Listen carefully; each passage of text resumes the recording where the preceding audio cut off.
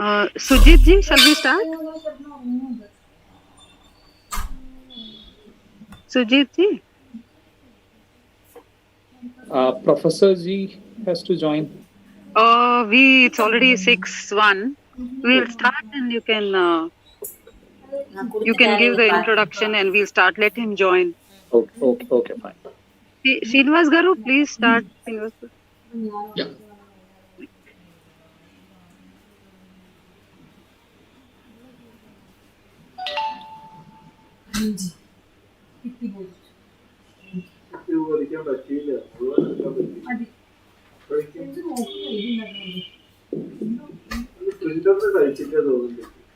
Sujit ji, please can you introduce? Very good evening. This is the session on Ayurveda education as a part of Ayushman 2020, celebrating Ayurveda, the science of life. The session today is intended on updating and contemplating on the scope of the present condition of Ayurvedic education and its further growth. So today we have an eminent list of speakers in our panel. Wherein, first of all, I would like to introduce Dr. Ajain Sadhanandan. Dr. Ajain Sadhanandan is a member of the documentation of local health tradition and ethno practices in CCRAS. He is also a member of documentation of Marma Chikilsa in CCRAS. He is also the ethics committee member of the AVP. He has a lot of national Ayurveda Research Institute programs has been coordinated, and he is one of the expert on Dravya Guna, which whom doesn't need any introduction at all in Ayurvedic sector. He has come from a traditional family of Ayurvedic Vaidyas, which had into the profile of today's discussion. And we have Vaidya Jayadevan Siwarrier, who was currently the principal of Vaidyaratnam P.S. Warrior College at Kottakkal, which is one of the most coveted college in the country. He has 30 years of experience in that as a PG teacher and a guide. He's a guide in Manasaroga. He has guided more than 25 postgraduate dissertation in field of learning disability, development disorders, speech disorders, autism, scholastic disorders, alcoholism, etc. He is also the chairman of the Clinical Research Institute of Yoga and Ayurveda in Kerala.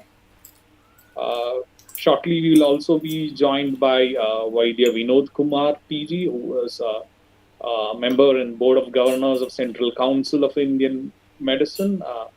He is also like Vaidya Jayadevan sir is graduated from the Ayurveda College in Coimbatore. He is working as a senior scientist in Jawaharlal Nehru Tropical Botanical Garden and Research Institute in Thiruvananthapuram since 1994. He is a member, as I said, in Board of Governors and CCIM.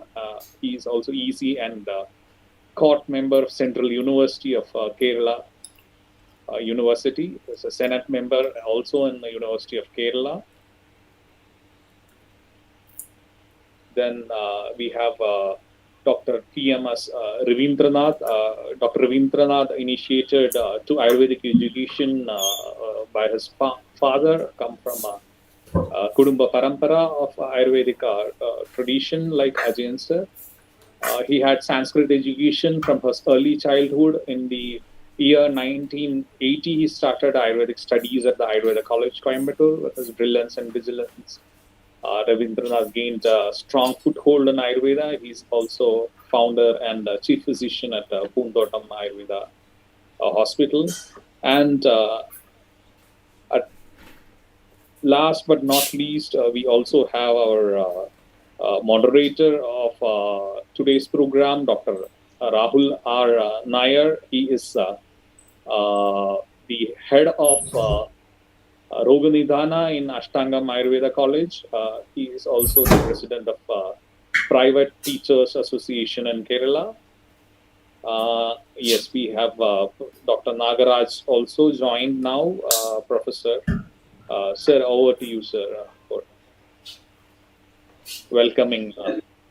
Welcome all the Vaidyas of the conference. Uh, I work for the Uttar Gurukula University Center of Indic Academy. This is the most apt platform for our kind of work because we have Gurukulas of Ayurveda and we have contemporary Ayurvedic colleges and contemporary Ayurvedic universities also on the other hand. So our work at the Inter-Gurukula University Center concerns connecting Gurukula type of Shastric traditional education with the contemporary education, getting benefits from each other to each other. In, today we are very glad we are celebrating this opportunity of doing that activity of connecting Sanskrit education and contemporary education in the area of Ayurveda. So actually Sujit ji gave me introduction to all the Vaidyas of today's panel and we are very very glad to see that we have Gharana Kutumba Parampara.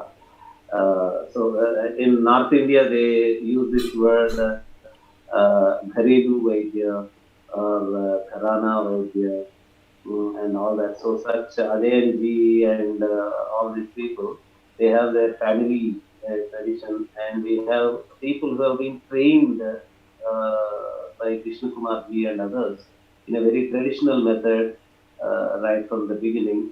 And we have people who have got contemporary training in the BAMS style in contemporary colleges and universities, various pedagogies, various trainings, various kinds of acquiring knowledge and various practicing methods, all are sitting together in the channel. And definitely this diversity and variegatedness of training, practice, and will definitely bring to the table a very rich understanding of Ayurvedic theory and practice and training and execution. With this, I welcome all of you to help us realize how Gurukula system and contemporary system are interacting with each other, helping each other in the specific area of Ayurveda. With that, it's my salutations to all the ideas in the panel. I take leave. Thank you.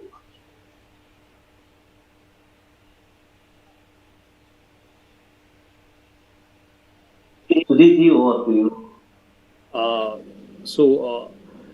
I leave it to the panel and invite Dr. Rahul Ram, who was basically head of the Roganidhana at Ashtangam Ayurveda College in Kutanadu. He is also the president of Teachers Association, Private Teachers Association in Kerala. So, and a very apt moderator and a very well elite panel. Sir, over to you, Sir Rahul, sir. Thank you, Dr. Sujit.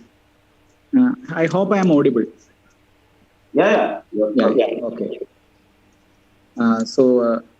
Very respectful Dr. Nagaraj Paturi sir, my own teacher, Professor Dr. Jayadevan sir, Dr. Ajayan Sadanandan sir, Dr. PMS Ravindranath sir, and Dr.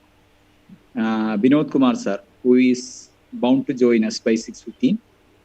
And also the coordinator of this program, Dr. Sujit.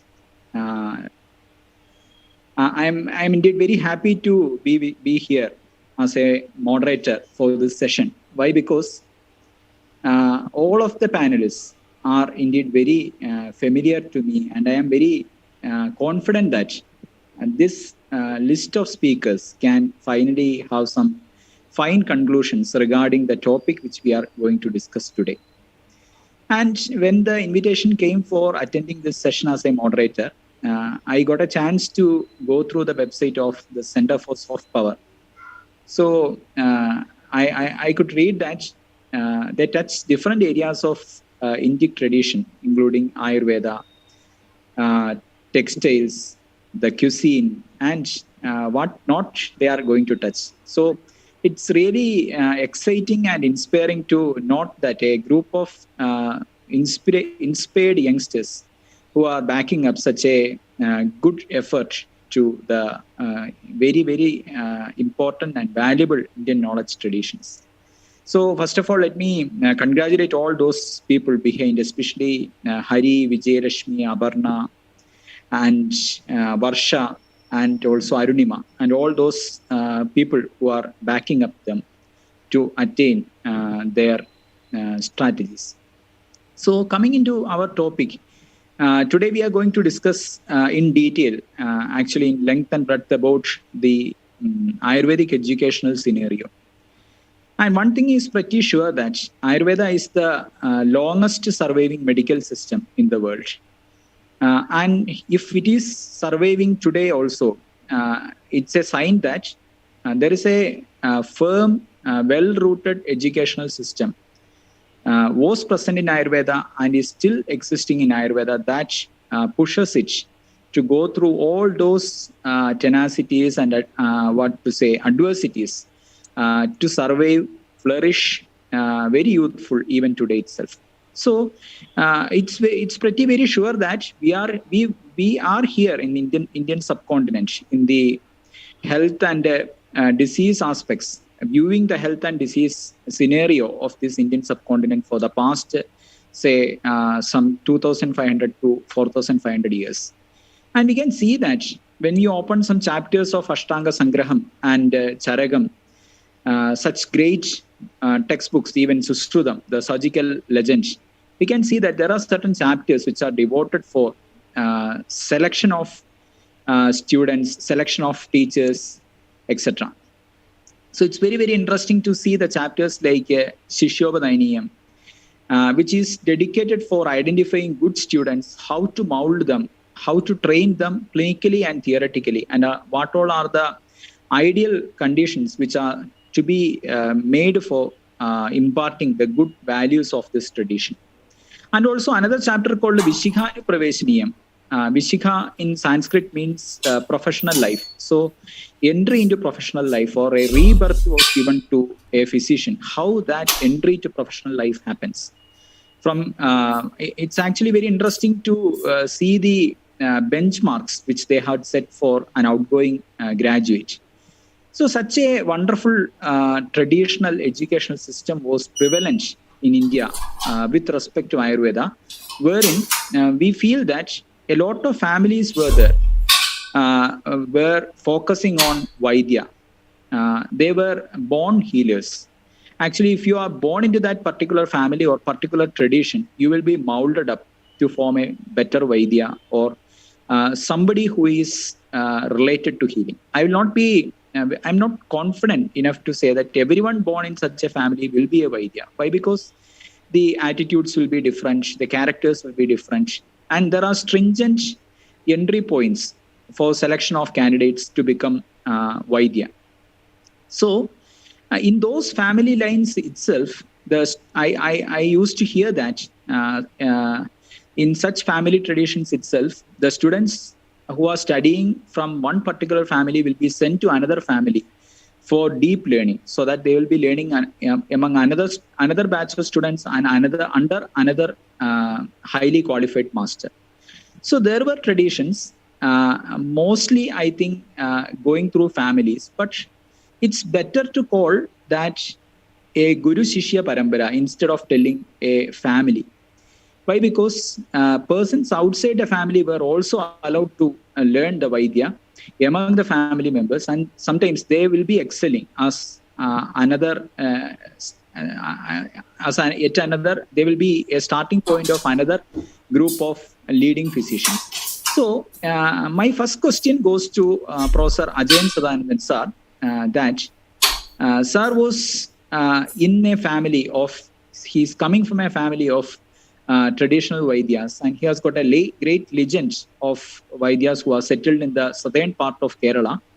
and who are very specialized in Marma Vidya. And my question to Sir is, Sir, what are your opinions about the family traditions and Guru Shishya Parampara which were surviving in your part of Kerala, and how it was influencing the growth of Ayurveda?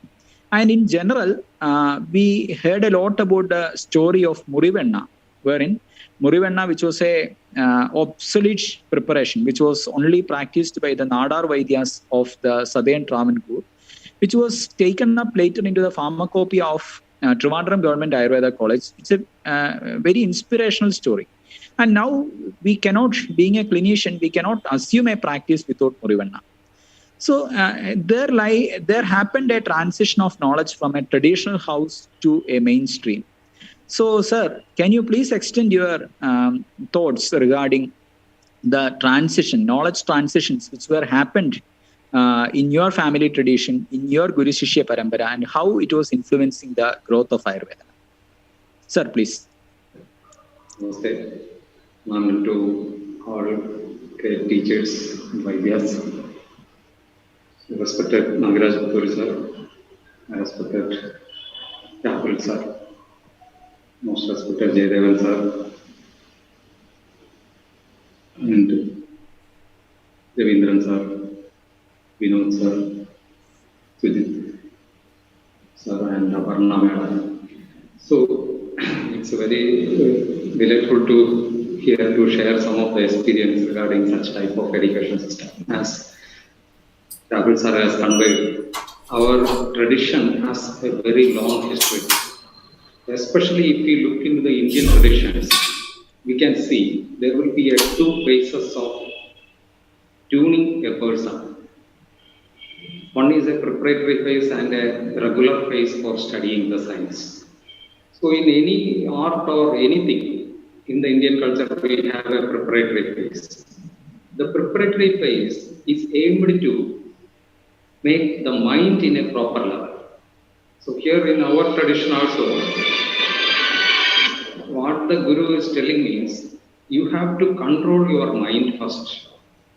So the wandering of the mind has to be controlled in a proper manner. That has to be started from the 6th year of the age. So usually in these traditions, we are related to a specific Marma traditions. So accordingly, we have a preparatory phase to do that in the proper manner. So in other traditions, we have different types of other systematics. So what I felt means, here in this preparatory phase, actually the science is not taught in that much of depth. Here we will bring up with a tuning of mind, breath and body. So for that purpose, they will teach some kalas like martial arts. So we have a Agastya Varma teaching method of studying that martial arts, and that has to be started on the 6th year. And along with that, there will be some slokas has to be chanted. So how should be a sadvrta has to be done? That has to be teaching. So in Marma, it will be teaching that that Kerala, you have to do the proper obedience to all of them, and take that all the life surrounding has to be same as that of you. So you have to obey and keep in mind that this is the ideal thing that you have to follow, that love and affection to all these things, dharma and other things. And along with that, you have to do certain types of pranam and pranayama and some pujas and things. So making these things at least 6 years continuing like this along with the slokas studying, and that make the person to tune up to cope up with all the situations that can come in the future. So the mind, body and breath has to be controlled in the proper way, and that tuning will help to face all the situations that is coming on the proper professional life. So that is the way what we, and in the tradition of Marma Shastra, it will be taught like that. So what I felt means, during this period, we have a very contact of observational techniques. So increasing the observational techniques, and it helps to infer things, how an observation and interventions has to be taken, right? And then what with the science, what we are studying, that Aptopadesham and all the things, how you can utilize your yukti. So actually the training of application of all these things in various levels is going on. So unknowingly, we will follow so many things, and that will be helpful in the future time of our professional life. Actually, this is the way of teaching. So most of the time, the student will not, or the shishya will not feel that he is studying something which is in the form of a science or shastra like that. So that's I feel when I observe these things in another level as a student or some a third person from another place.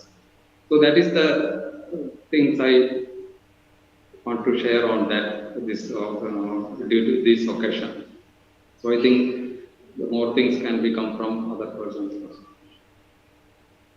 Sir, one more question to you yourself also, sir.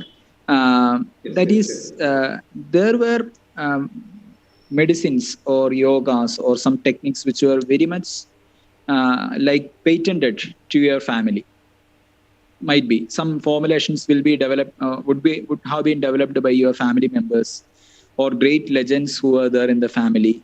And during the establishment of the Indian systems of department back in Travancore, many of the Vaidyas were given grand in age, and they have been appointed in the Royal College of Ayurveda there in Thiruvananthapuram.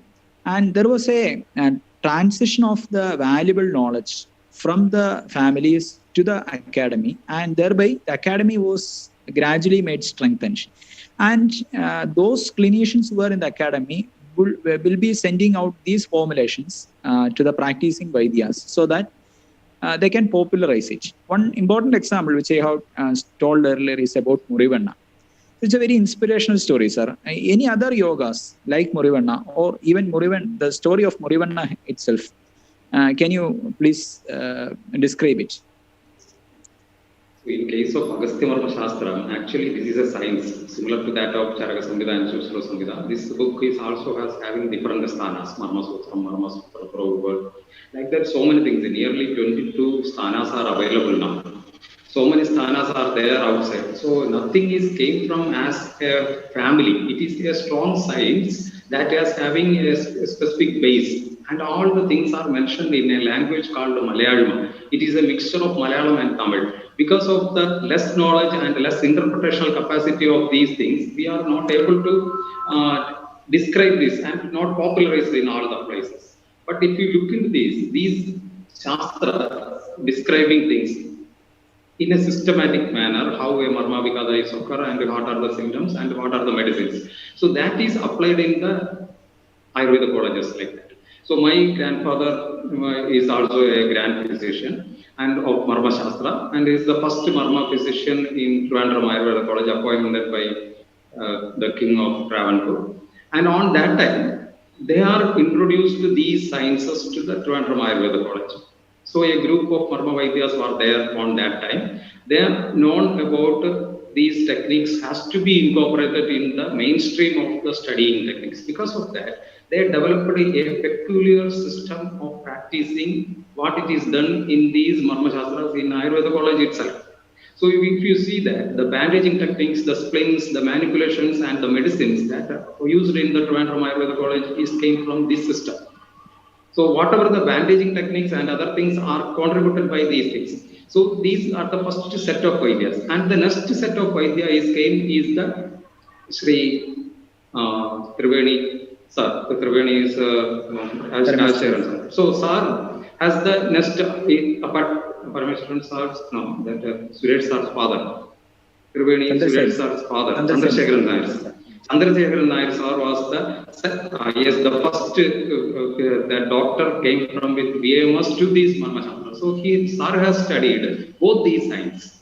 So from my grandfather and other great Vaidya sir has studied and then it came to life. So on that time, from these science itself, this Murivanna has came. But once it is entered into the pharmacopoeia, they told it as an Anubhudaya. It's not like, it is the Marma Kannadi. Marma Kannadi is one of the part of this book. On that Marma Kannadi, there are so many Murivannas are there. On that, one Murivanna is this one. So this was prepared by my grandfathers and other Vaidyas on that time, and then it becomes the normal Purvana for everything. So it shows that on that time the Vaidyas are very peculiar about socializing and giving these science to the next generations to come in a college level, and so they can be eager to have, to study it and practice it for the next generation. So they know that there will be a transition period will be there. Then through the Gurukula, next it will be coming to the colleges, and through the colleges it has to be taught and these things. But what the thing has happened means there will be a very stipulated period, only a 5.5 years, and without knowing something we are coming to and then exposing to that. That made something difficult to understand these things and the logics behind all these things. So maybe due to that things and the studying of the languages and understanding and interpreting the languages, that make some difficulty, certain problems are happen in the future. Otherwise, there may be a stream of knowledge as came from the other parts also. Even in Vishatical, if you look into that aspect also, in Trivandrum College, there are so many traditional Vishavidyas, they have grand and they are practiced. So I think like that was there. In certain period, this was closed, and still it is a possibility that we can revive, and there are so many young students are there, those who are going to the traditional ways and studying these things, and then they are incorporated in the practices also. So some things are happening. Sir, some interruption in your talk, sir. Hello, sir. I think there was some problem in Jain's network connection. And we can, as we see the progress of Ayurveda education, there were a lot of Vaidya Padashalas all over India, most probably, run by some family traditions. And once it reached a point, certain point where when we go through the biography of Vaidyaratnam P.S. Vaidya, who is the say great Vaidya and entrepreneur from Kerala, who established the legendary Kottakkal Ayurvedishala. He writes very particularly that staying in a Gurukula, when he was getting taught under an Ashtavaidya, he used to wake up at 3 o'clock in the morning, go through all those activities, and will be getting one meal only by 2 p.m. in the noon. And after the meal only some classes will happen, and he need to walk behind his great teacher. When the teacher himself will be going through bullock cart, and this young man will be walking miles and miles, even without getting a drop of water. So he has endured a lot of hardships, which were a part of Gurukula system of education. And also he writes that it came to occur in one point of time that the standard of education in Gurukulas might have been rotten because of various socio-economic conditions.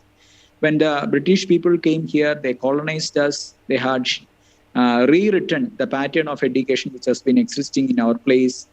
And gradually those brilliant students who might be ready for joining some Gurukula for becoming Vaidya naturally got attracted to the British system of education and started joining colleges. So only those people who are from the background family, poor socioeconomic backgrounds will be coming to join the existing Gurukulas. And naturally, the choice of selecting good students got depreciated. So it affected the science in such a way that, in words of Vaidyaratnam P.S. Vaidya, it is very difficult to see a Vaidya who is having an excellent grasp of dravya, the plant materials, the drug materials. Only those people who are collecting those drugs will be knowing what the Vaidya is writing. Vaidya himself will not be confident enough to tell which is the material. So when such a situation arose, Dr. P.S. Vaidya, Vaidyaratnam P.S. Vaidya, he brought up a suggestion that let us transform ourselves into collegiate system of education. And he ushered the process of establishing Kottakkal Ayurveda College, which has celebrated its centenary now.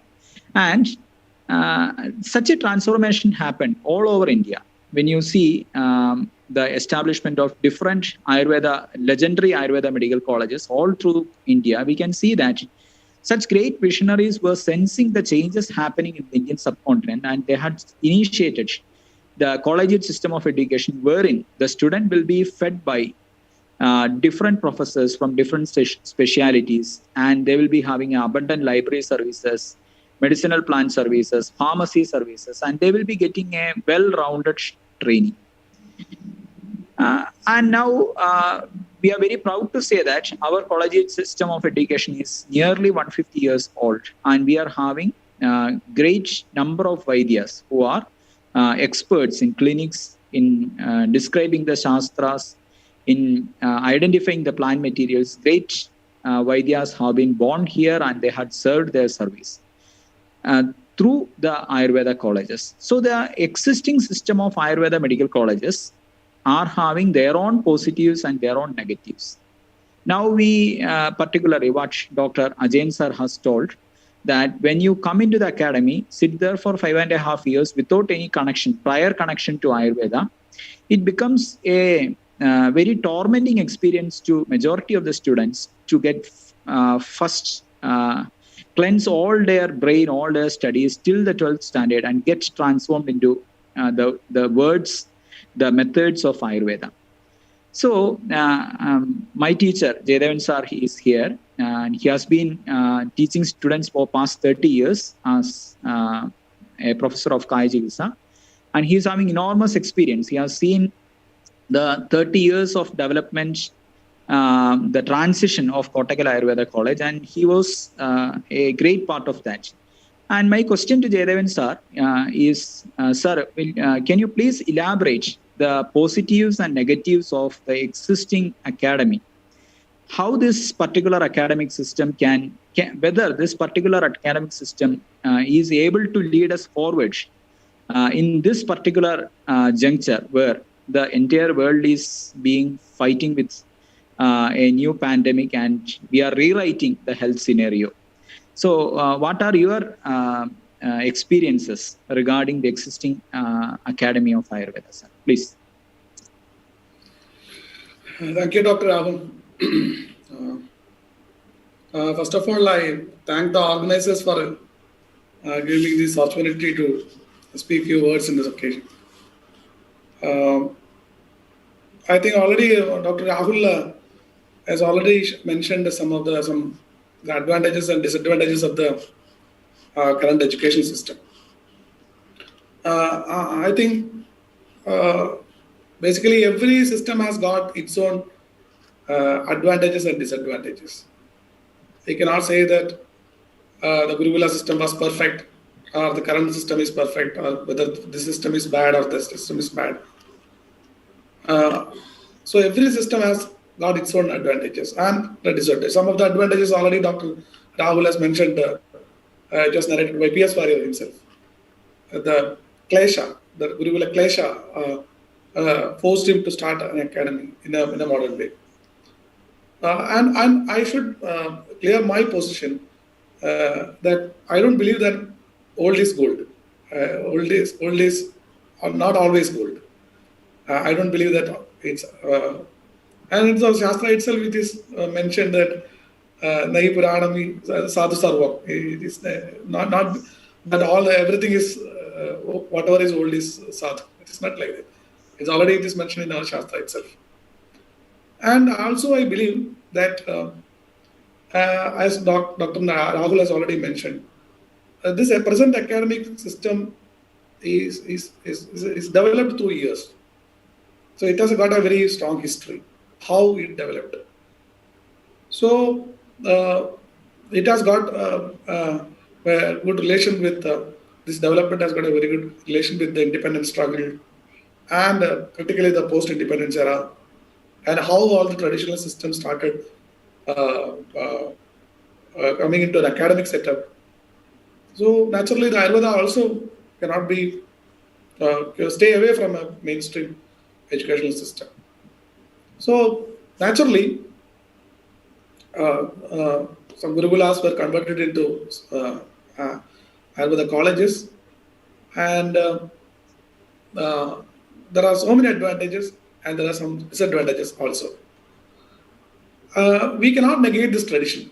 When we say we speak about modern things, we have because traditionally first our background was traditional, then some Gurukula system. Totally, it was a traditional system. Then there are eminent gurus, eminent specialties also. Like in ophthalmology, we have a good tradition.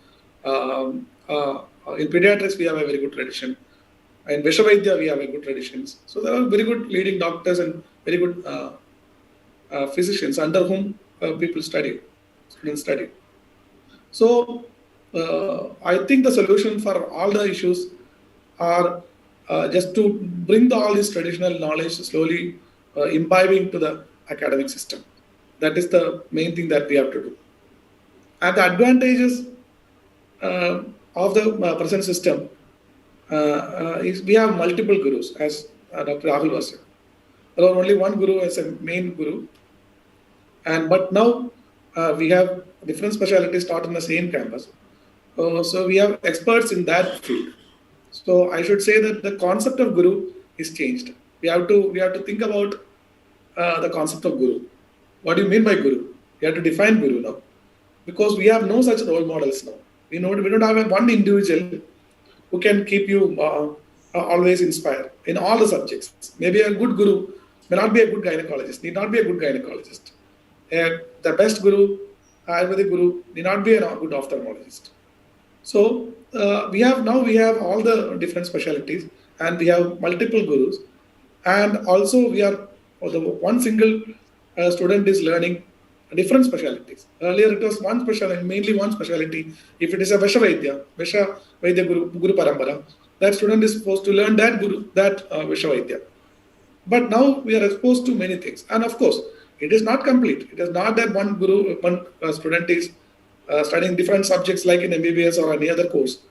That hour means that you will become an expert in all the subjects. Then later on you have to specialize, or maybe according to the aptitude of the student, we have to go either you have to specialize in pharmacy, or in practice, or in research, or in academy, or we have to specialize. Not that just simply 5.5 years course will cater all the needs. Not becomes the student can become an expert in all the field. You cannot expect that. I think in any other specialty also, the student is not becoming an expert in all the field. So this is happening in Ayurveda also. But anyway, I feel that the students are exposed to different specialties in the campus. And another advantage I feel that because of the current system, national level entrance exams and other things, we are getting the best brains in this academic system, in the campus. And now we can see that some of the leading Ayurvedic people in the country now, youngsters are come to the Ayurvedic field through our existing system, not just Parampara only.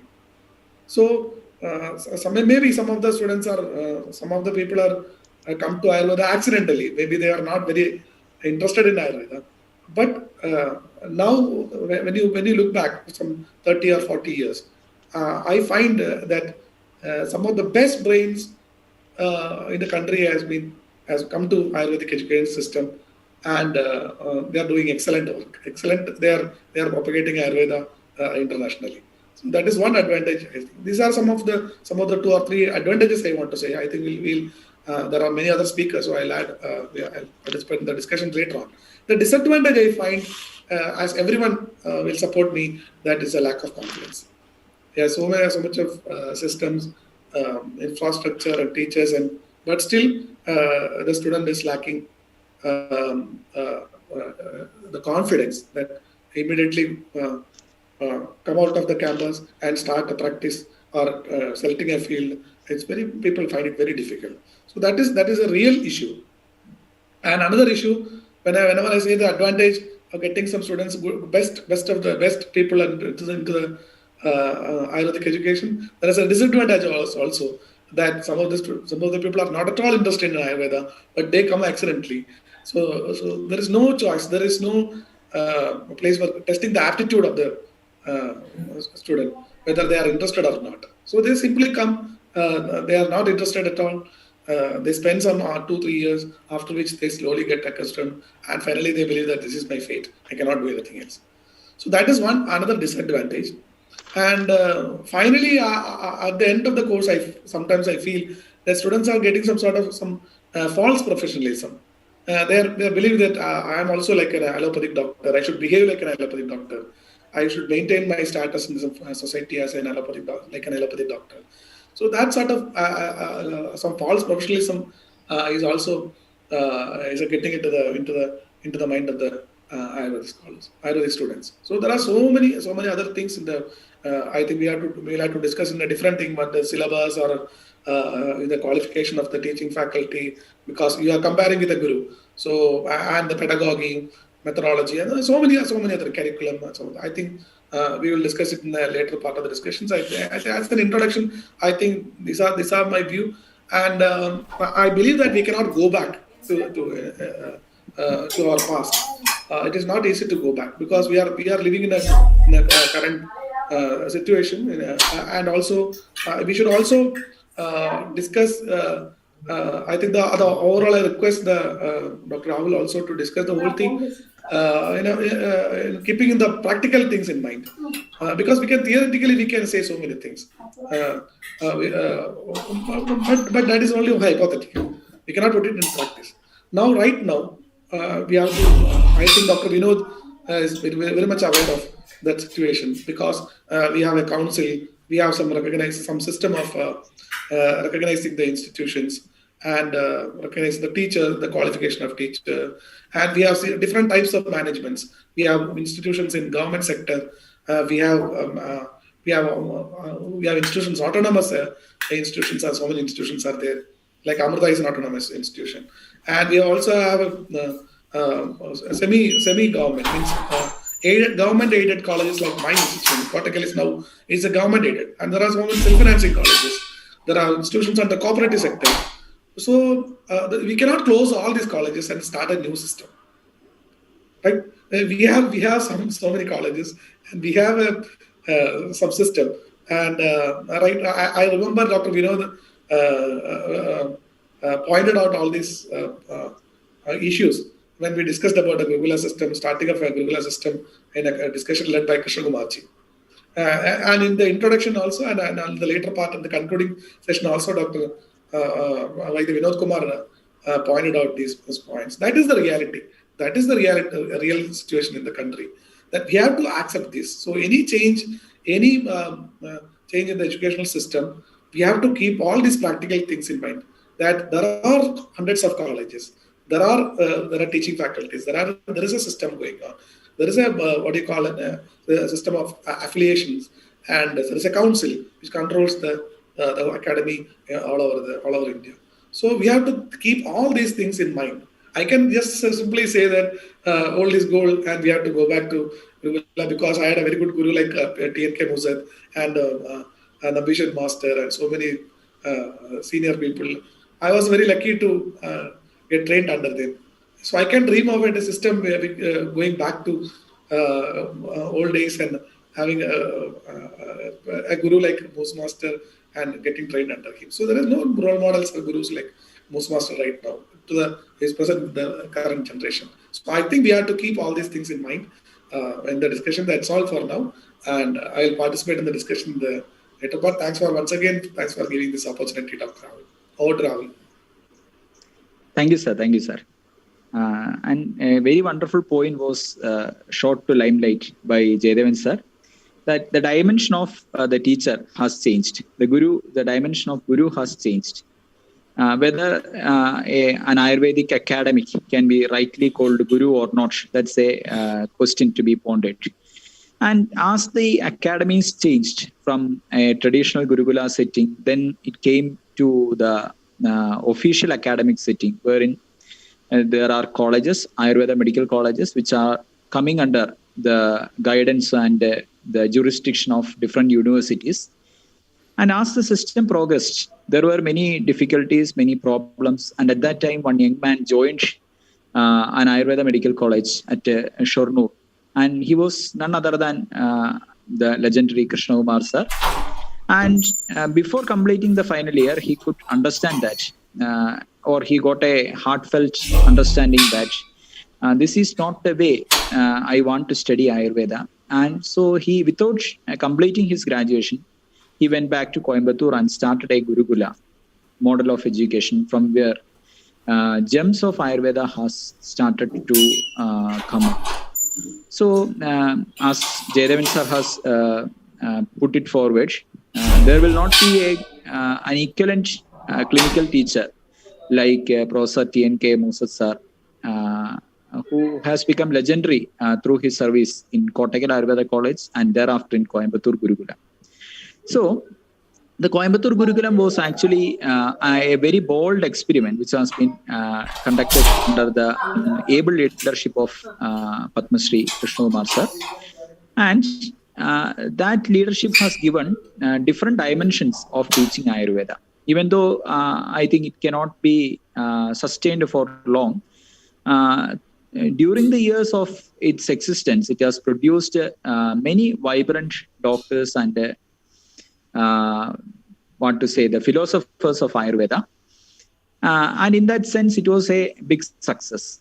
And here we have got a leading clinician from Kerala, Dr. P.M.S. Ravindranath sir. He was a product of that Gurukulam. And my question to you, sir, is can you tell us your brief experience in that Gurukulam wherein it was actually different from other Ayurveda medical colleges? We can see that as a student who is studying, who has studied in a different setting, you might be comparing your pattern of education with the existing framework of education, and what all merits and demerits you have perceived as a student in such a very bold experiment. Over to you, sir, please. Namaste to all of you. I have been asked to speak about my experience in Coimbatore Ayurveda College, and fortunately, two of our panelists are already from the same college. And,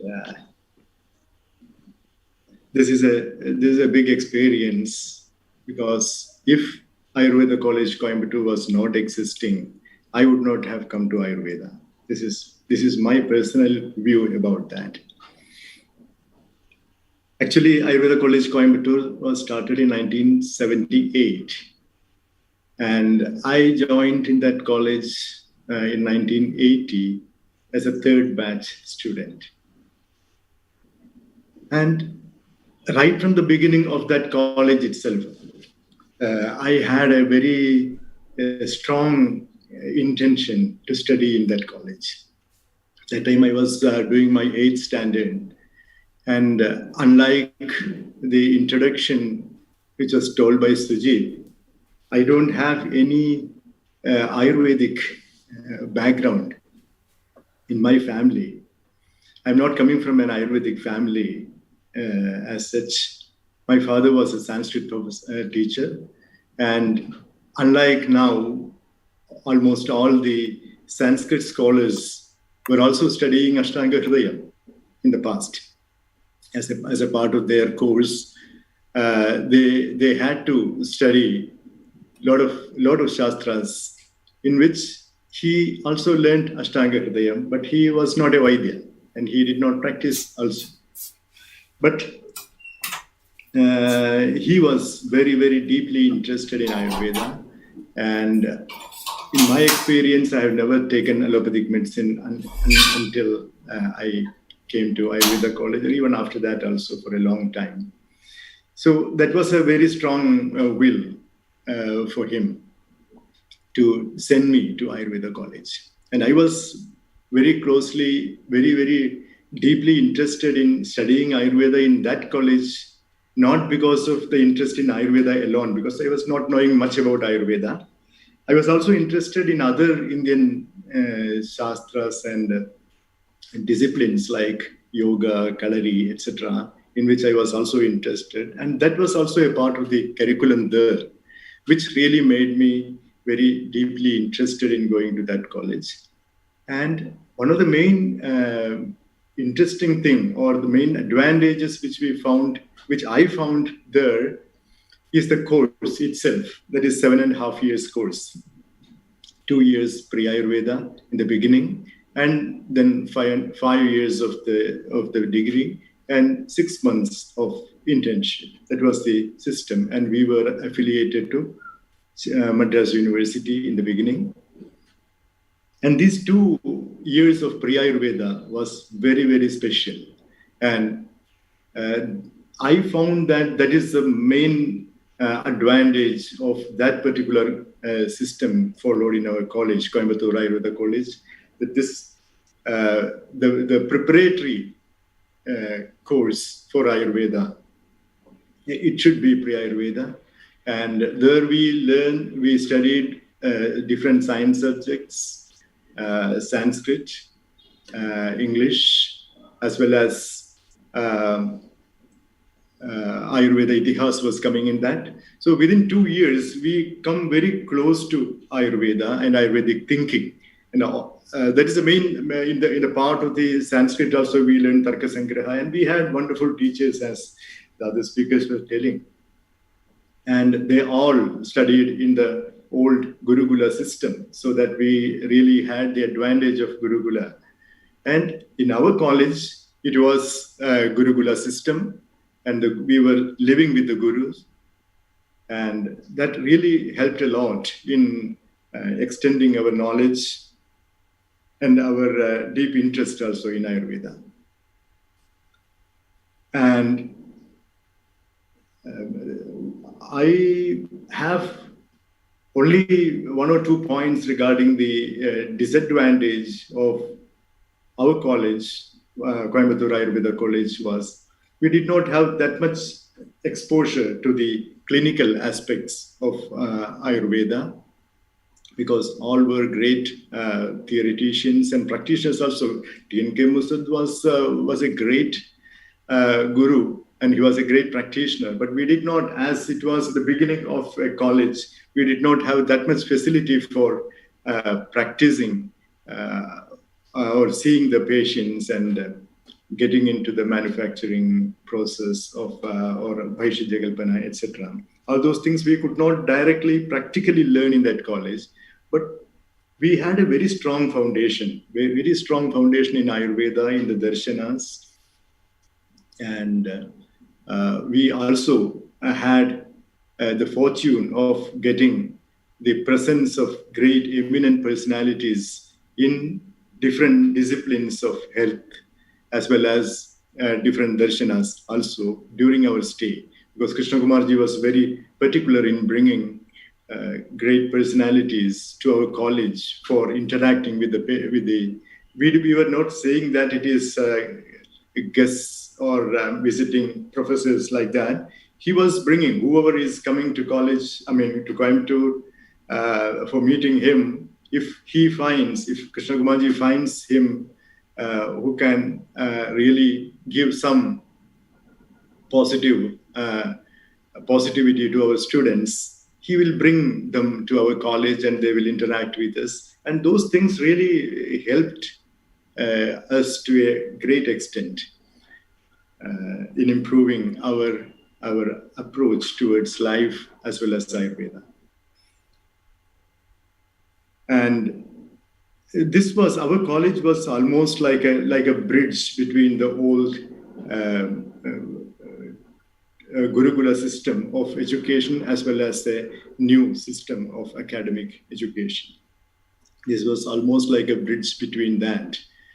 I don't know how far practical now to continue a system like this. This is exactly what we tried in Ashtangam Ayurveda College also, to bring such a system in which the doctors or the teachers are living along with the students, and it's 100% residential, so that the students have to live in that same college. So such experiments are still going on.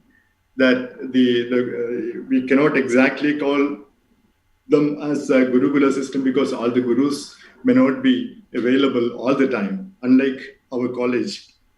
In our college, all the gurus were available. So even at 3 o'clock in the morning, if we go to Murali sir or somebody with a doubt, he would be so open to to explain and to give his view on that. That kind of advantage was not or is not possible in the current Ayurveda colleges.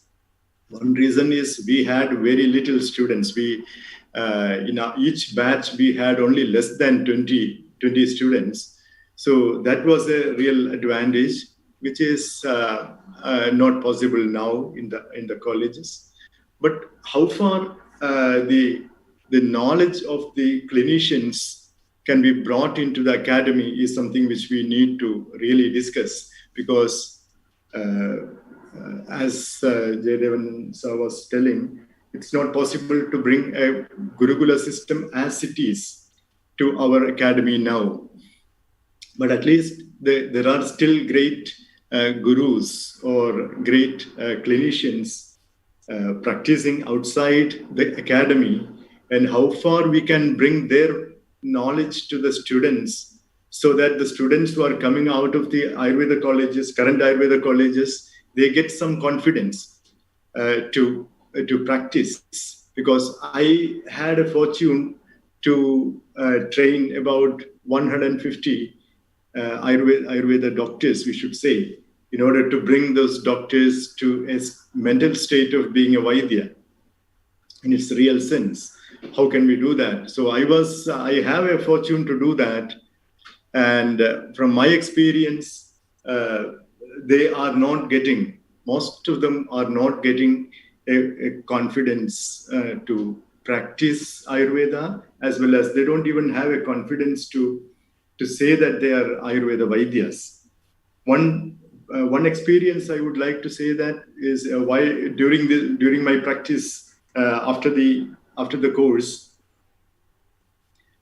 one student was coming from one of the colleges in Karnataka, and he was practicing only allopathy.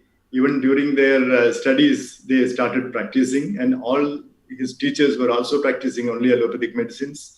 And he was an ardent, spokesperson of allopathic system. And through some people, he came to me to learn Ayurveda or to see what's happening in our place. And very interestingly, after just 1 month, he became very different, and he became a big devotee of Ayurveda. And when he went back to that college, the same college, he could change a lot of students from that college. That's the main advantage. Not that he changed. When he changed, a lot of other students who were really following him as a role model, they also got transformed. So this kind of transformation is possible in the students when we are really practicing it. And another thing is, I had the fortune to experience the real Gurukula system, as well as I was asked by Krishna Kumarji to go to Vaidyamatham Valiyanarayanan Nambudiri, who was a senior most of the Ashtavaidyas Vaidyamatham family at that time. And Krishna Kumarji asked me to go there when I was doing my 4th year in VIMS itself.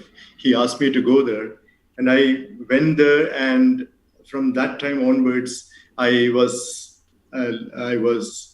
living with him whenever I get the time from the normal studies. And after my studies also, I was living with him, like the one which is said about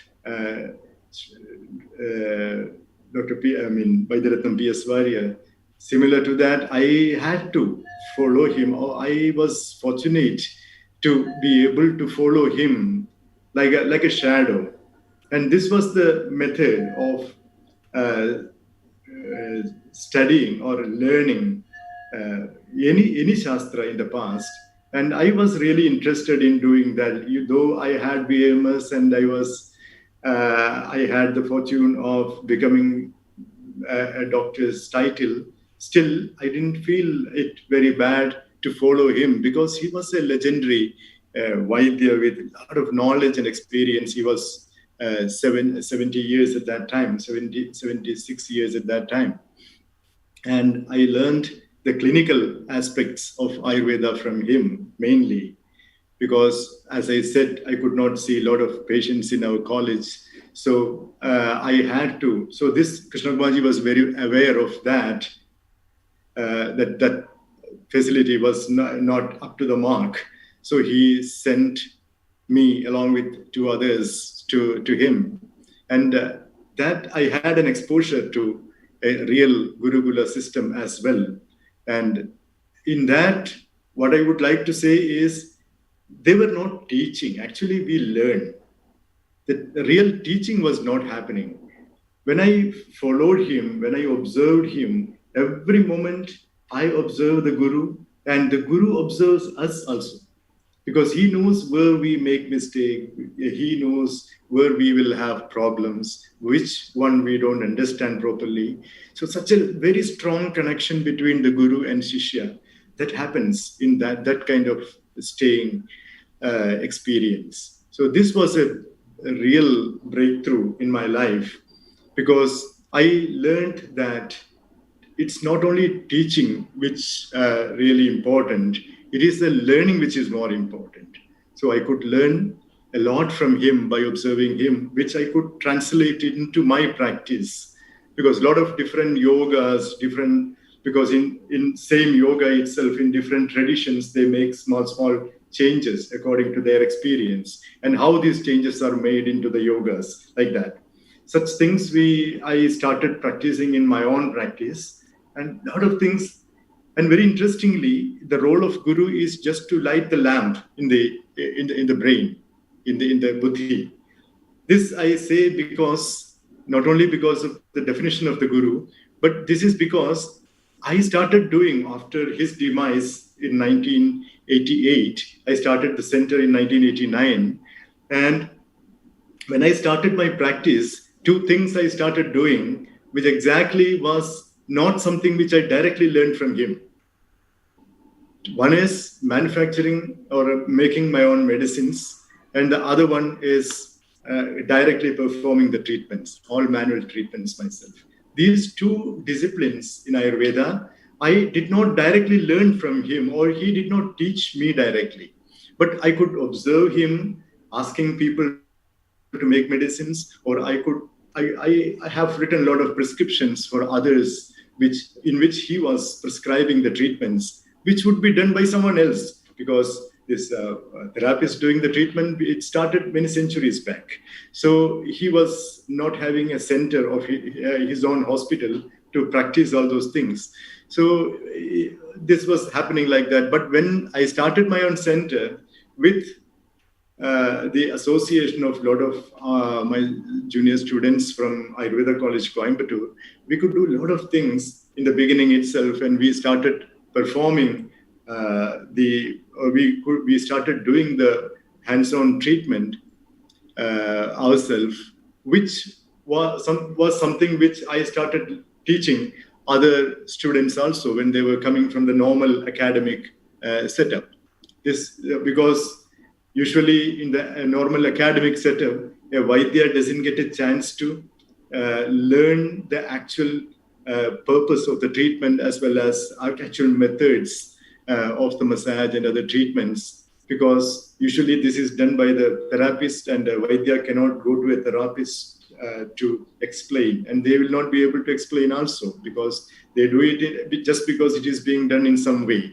So these are all when I started doing that, I could start explaining them why this is done like that, and why we should bring the massage or rather other treatments into an Ayurvedic perspective, just other than just following the Kalari massage alone. How we can bring Ayurvedic principles into the practice. So these were the things which I could extend when I started practice, which I did not directly learn from a guru, but the guru gave the seed, or he sowed the seeds for this particular these kinds of knowledge into me in my stay with him. So I ascribe all these things to my guru only. So comparing to the real Gurukula which I had with my guru, and the Gurukul education which we had in Coimbatore Ayurveda College. These are all the differences which I could observe, and I still feel that Gurukula system, at least the positive aspects of a Gurukula system, should be brought back to the academy. And not only that, we may not be able to change the system of course from 5.5 years to the 7.5 years, and we would not be able to, I don't know, we would not be able to bring this pre-Ayurveda into that. But at least in the normal educational system, from the 10th standard or 9th standard onwards, if we can bring some kind of change in the educational system in which at least the Sanskrit and Indian sciences, darshanas, etc., are brought to the educational system, it would be a great advantage for the students who are coming for Ayurvedic education. So I don't know how is it possible even in the new educational policy, if there is any kind of possibility of students deciding to take Indian sciences, if they have a chance to learn Sanskrit and other fundamentals of Indian sciences, that will be a great advantage when they come to the Ayurveda college for learning a new thing. Otherwise, it is totally alien to them, because this is something like just going to some other planet. This is something which the students are feeling when they are coming to Ayurveda college, and they are not able to relate in any way into their life. So the educational system somehow has to be changed, or what we need to do, or along with that, what we need to do is, as the time has changed, we have to change the pattern of teaching methods in Ayurveda colleges. We will have to bring the subject, Ayurvedic subject, in such a way that it is comprehensible by the students, by bringing the videos or different things, different methodologies, by bringing this digital technology into the teaching practices. That can also be done to bridge the gap between the academy as well as the Gurukula system. So I think the rest of the things can be thank you for this. Thank you, sir. Thank you. Thank you very much. That was a wonderful exposition, and one fine point that teaching rather than teaching, learning should happen more in academies. So coming to our academies, we can see that during the past 50 years or more, we have acquired a fairly good number of Ayurveda academies throughout India. Almost 300 plus Ayurveda medical colleges are there in our country, serving to bring quality graduates. But unfortunately, to say that myself being a part of Ayurveda Academy for the past 8 years as a lecturer, thereafter I became an assistant professor, and now working as an associate professor. So what I have observed that Ayurveda is the only academic system in India wherein the number of faculty members in each discipline has been progressively reduced down. Currently, I am at the hem of private Ayurveda College Teachers Organization. So I can tell you that in all other branches of science, whether you take the literature, whether you take the philosophy, the arts, the engineering domain, the other medical domains, everywhere, as the need increased, as the systems got refined, the number of faculty members are progressively increased. And that was having a good reflection on the training of the students also. When I was studying at Kottakkal Ayurveda College, I can see that there was a four-tier system was there in our academy, wherein there was a tutor, lecturer, reader, and professor in one department. This I am talking about a minimum standard. You can have any number of teachers in each rank, but thereafter, progressively, as it gone through years, the Central Council of Indian Medicine, which was a regulatory body, which had reduced the number of, first it has broken down the existing British system of academic ranking and adopted the American system, whereby the tiers, the 4 tier has been reduced to 3 tier of assistant professor, associate professor, and professor. And thereafter, a wonderful order came from CCM that it is not mandatory to have a professor in all disciplines. Only in Kaya Chikitsa it is needed. So ours became the only system in the world, I could say that like that there are disciplines running without teachers in professor categories. So what happened progressively, that we can see that in many of the departments, including myself, there will be only 2 faculty members, one of an associate professor and one of assistant professor, who will be managing the 60 students. And we were having 3 professions of 1.5 years previously in our academies, and with each year coming by, CCM under the leadership of different people, they put forward different types of approaches. Sometimes they came with 1-year system, then they came with some other type of examinations coming in every 6 months. And in many ways, the students are being pressured to learn the precious aspects of different disciplines within a very short period of time. And as the years passed by, the syllabi, which had been repeatedly modified, became added and added, so that it became a mammoth syllabus which need to be learned in a very short period of time. So what happened was that the students became more exam-centered, and the teachers also working to finish their topics within the stipulated time period. And then we became machines, the machines which are throwing out the graduates, which are producing graduates year after year. And at this juncture, what I feel that as a teacher, I feel that when I was studying at Kottakkal Ayurveda College, I was getting a breathing space, so that a medical student can go, as a medical student, I can go to my wards, see the patients regularly, enjoy my clinics every day, so that I am having much space to go through the examinations. And that had made a great change in my mindset as a clinician. I still remember the days I was going with Jaydevan sir for ward rounds, and wherein I got a training to write Swayamagni Sinduram for hypothyroidism, or I learned the art of prescribing Ubhavasa or fasting for those patients coming with asthma. Such teachings, such teaching sessions, leisurely clinical teaching sessions were gradually reducing in our academies, and the Ayurveda colleges gradually became the exam coaching centers.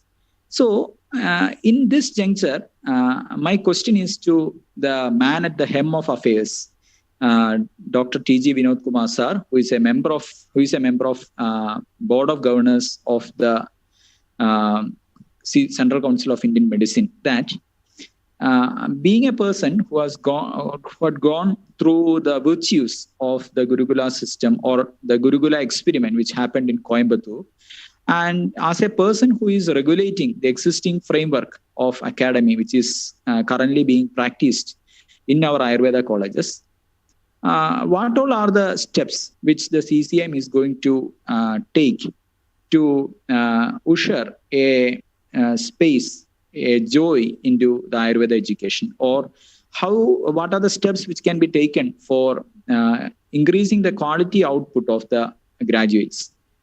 Sir, please.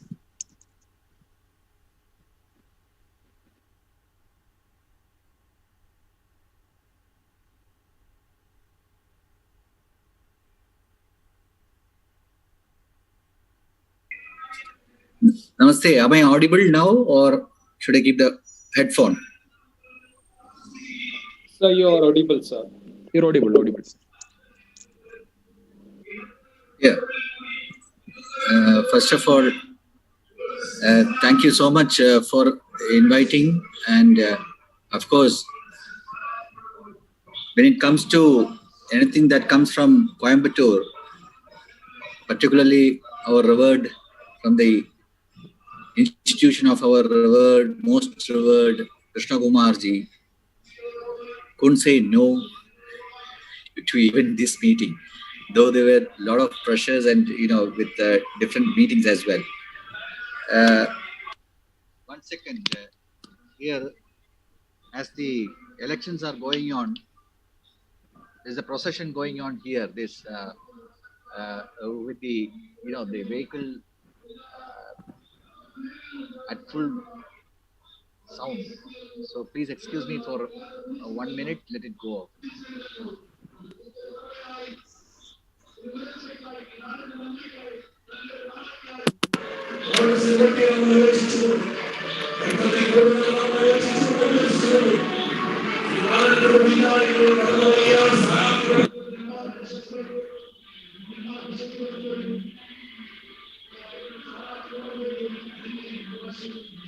Hello.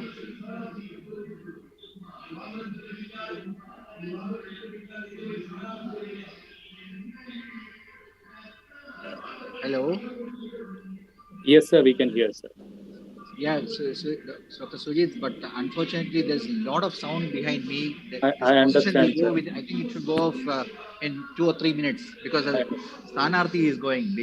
Okay, sir. So, Sir, in fact, am I whatever audible? we sit and discuss here, they are the people who have to implement it for us. Yes.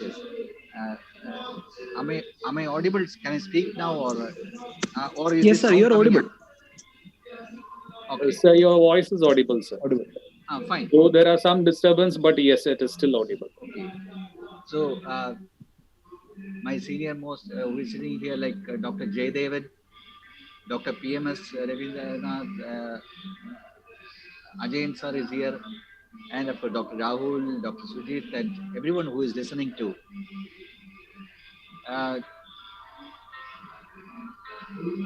My what I would like to start with is the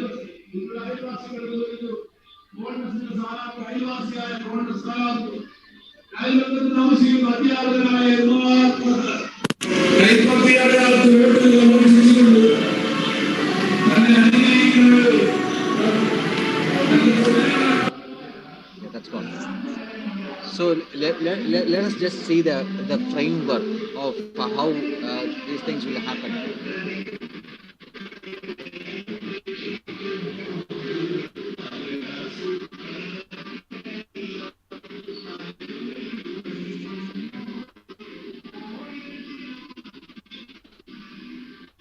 See, we should understand while talking on with the education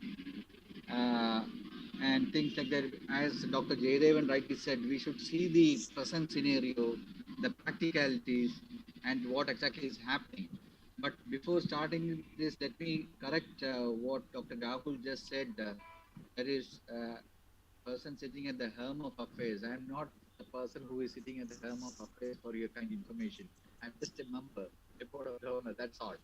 And there are a lot of limitations as a member also in the board of, certainly could suggest a lot of things, a lot of ideas, a lot of, we are free to speak to, and whatever we could gather, whatever I have learned myself, the experience of the curriculum, the education systems. Hello? Am I audible? Sir, you're not properly audible, sir. You're not properly audible. Hello, sir? How is it? No, sir. You are not audible, sir, properly. Please increase the volume, sir. Yeah, it's 100%. Can you hear me? It's volume is less, sir. Am I audible? Sir, I think the mic of the equipment has to be brought a little closer. It's not. It's very feeble. Your sound is very feeble.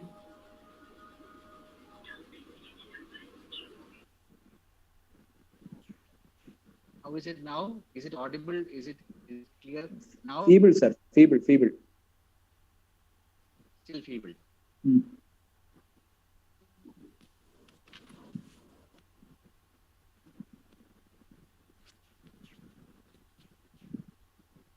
Your internet connection, I think, also has some problems, sir.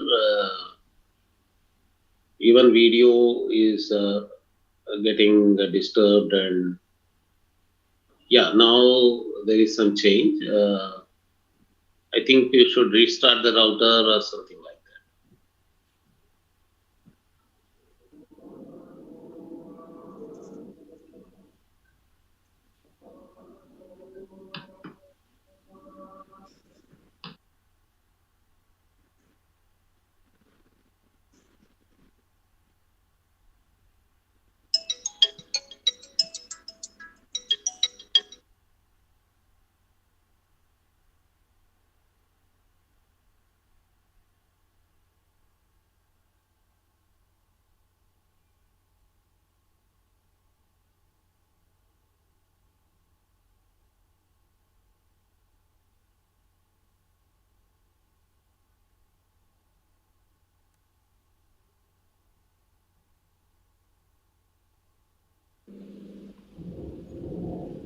Meanwhile, if it is audible, I would like to share a small conversation which happened with Krishna Kumarji on through the WhatsApp. Of course, it's very early in the morning. That is how he used to interact with us. Wherein in the discussion, it was on 11th June 2020, wherein suggestion was like in the discussion, or the suggestion came was like after 10th, induct all the 10th grade, induct them to the Ayurvedic education in 3 plus 2.5 plus 3 years model, which would total be 6, 7.5 again. And wherein after 3 years, they have an option to exit as a physician assistant. And this 3 years, the focus would be on basics of Ayurveda, basic of medical system processing, making them able to work as a physician assistant for both Ayurveda and even modern hospitals. Then, if they exit after the 3 plus 2.5 years, they have an option to exit with complete BAMS degree, eligible to practice as a Vaidya. If they exit the course after completing the 3 plus 2.5 plus 3 years, they would exit as a MD in Ayurveda. And there was an add-on to that, wherein the system has to be implemented, wherein a credit-based choice system, the last 3 years, should have a bringing in flexibility and standardization at the same time, wherein the students have an option to specialize on Charaka Samhita or the Shushruta Samhita or Ashtanga Hridayam. And those who specialize on Shushruta Samhita would be having MS degree, and others will be having MD degree. They have to opt one Lagutrayi also to their curriculum. This was the overall discussion which happened on that day. So I just wanted to put it, since we have lost few of the speakers because of a connection error, I thought I'll just put it across so that the discussion can continue. Dr. Sujit? Am Yes. I audible, sir? Yes, yes. So we arrived at a point where we were talking about the framework. What framework will be suiting the best for Ayurveda education? So let us open the session for all of our panelist speakers, and let us discuss whether this suggestion, which was filed by esteemed Dr. Krishnamaji, will be suitable for our current needs of the education. So, and also we will gather opinion from Dr. Nagaraj Puttar sir also. I think he is coming from another discipline. So, he can contribute his valuable ideas also here. So, I request Dr. Nagaraj Puttar sir to have his valuable comments.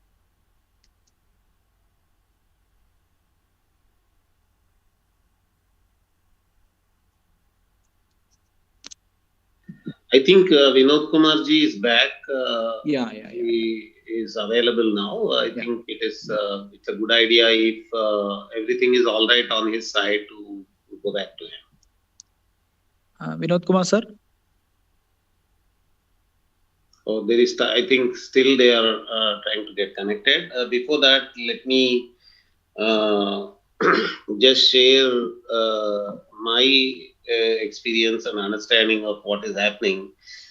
As someone was pointing out, the Ayurvedic colleges are gradually turning into examination coaching centers, and there is a lot of disillusionment among the selected students for Ayurveda courses, because the examination for selection is common for all the streams of medicine: allopathy, Ayurveda, naturopathy, and homeopathy.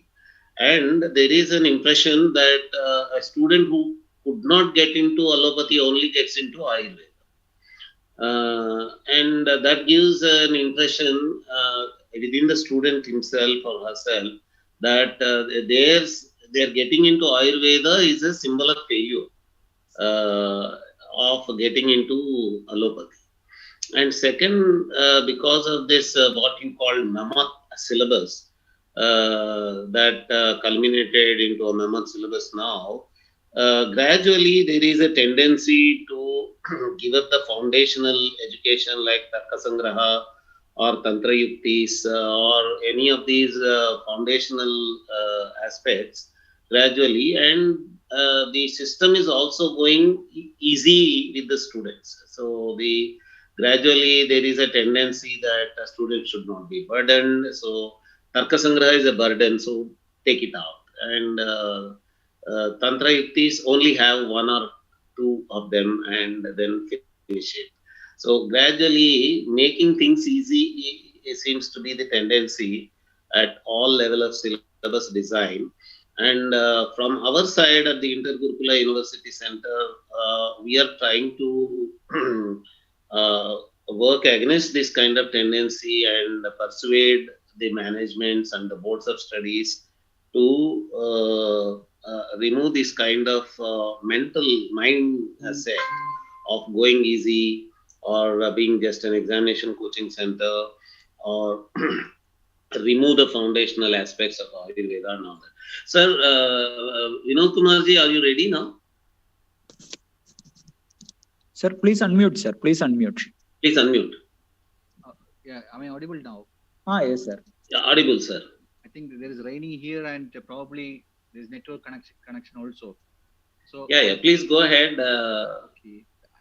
Dr. Nagaraj, I presume. Can hear you. Yeah. Namaste ji. And so as we all know, see, let me just tell you the framework, the framework that is there in place now, and it just needs the approval or the final thing by the Ministry of Ayush, that is not a National Commission for Indian Systems of Medicine. NCISM is already in place. It has been passed by the Parliament. Gazette notification is already in place.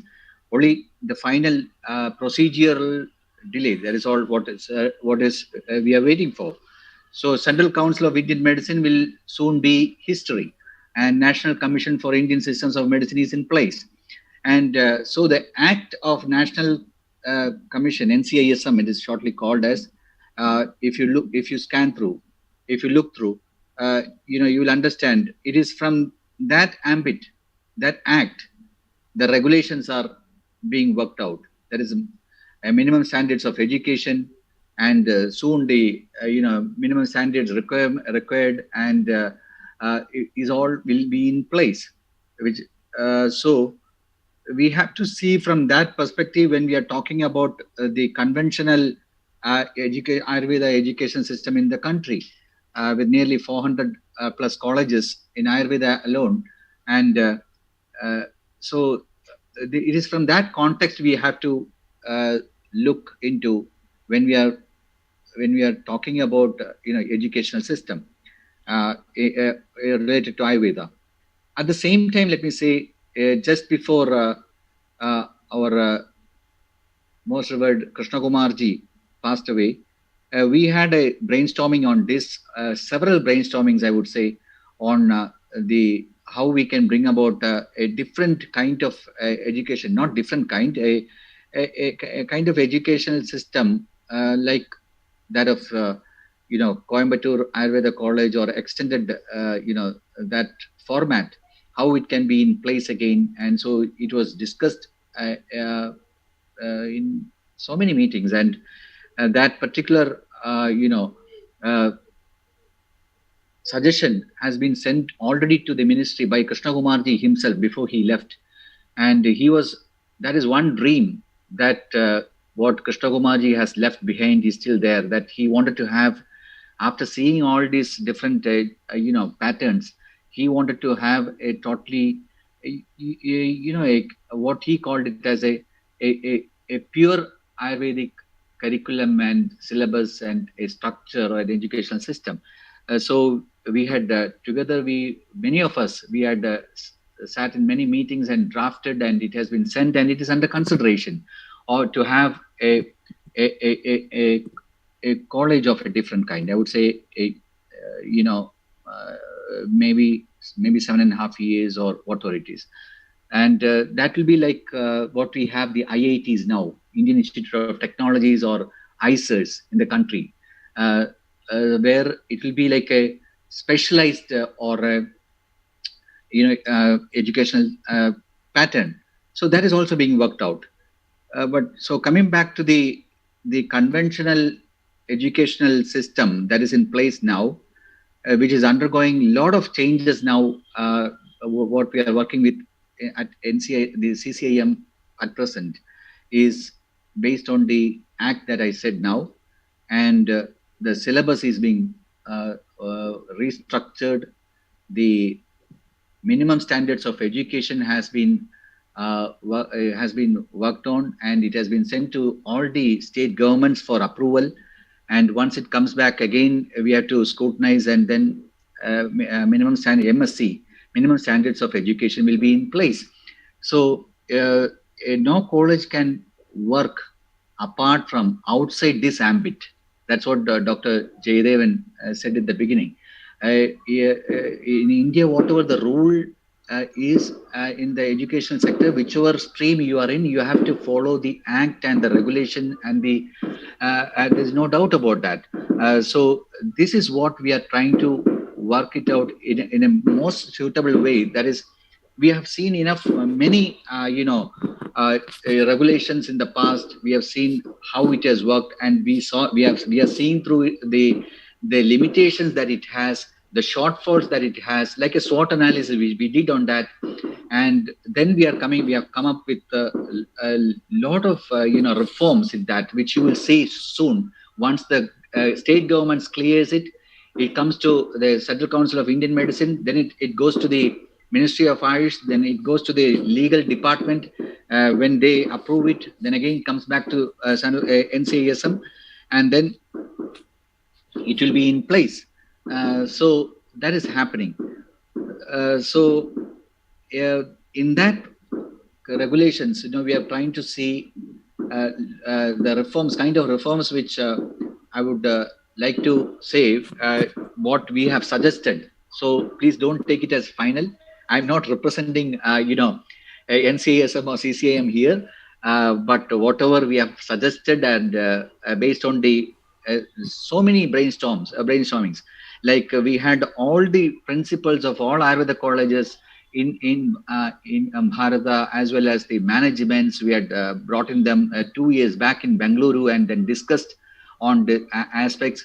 We had so many discussions on that, in different platforms. Then this MSc was minimum standards of education was coined, taking into all the suggestions from all the principals of all Ayurveda colleges and managements and students as well. And then we have combined and we have put it in, whereby I think you'll be happy to hear that what we want to change is like the changes that we are thinking about is to have this. There will not be a differentiation of clinical and non-clinical anymore. It will be all clinical. Even we have suggested, you will not believe that even Sanskritam will have a kind of a laboratory, or what you call workshops and things like that, where that means practicals.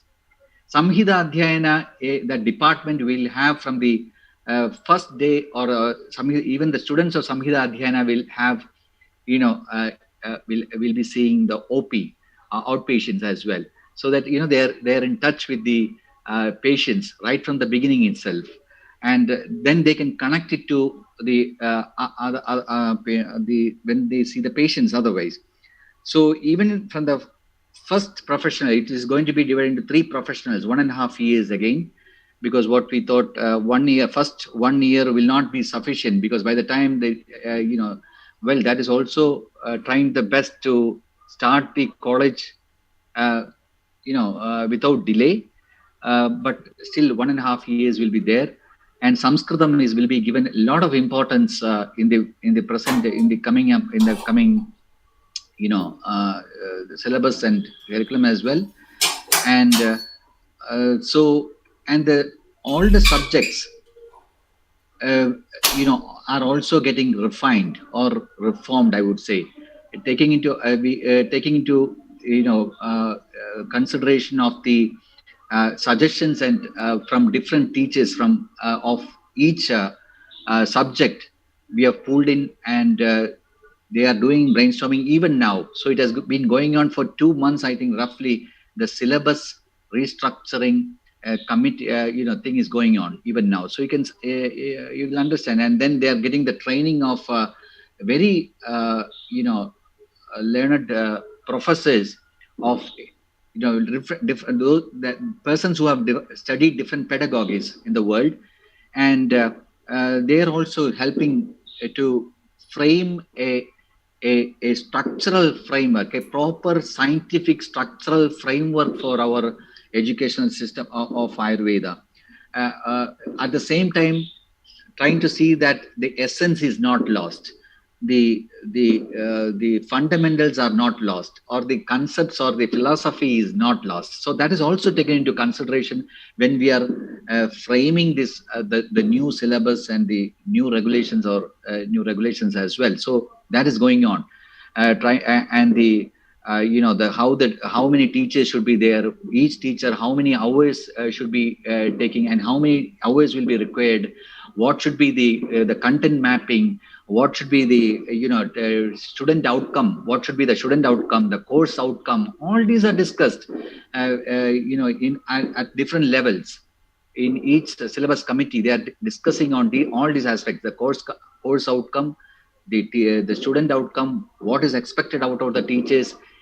Every hour of the teacher is calculated, in the sense what he or she will be teaching, in the sense what should be given. And so extensively, I would say very elaborately, the present NCISM is working on all these aspects based on the inputs from so many sectors, like not only Ayurveda but also other streams as well. But at the same time, as I said before, not compromising on the concepts of Ayurveda. So that is happening. So that is a welcome sign, actually. That is the advantage, is what I would like to say. That is happening. Then what we have to see is the National Education Policy 2020. It is already in place. So if you look at National Education Policy, Dr. Rahul, please, or whoever is moderating, please let me know how much time I have, so I can I can talk accordingly. Sir, you can go take more than 5 minutes, sir. No problem. Okay, thank you.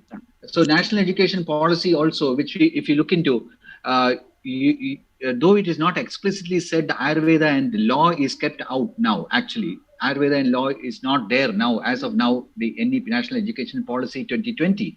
But it will be there, because it has to get so many clearances from the ministries as well. It will be in place. But at the same time, what I would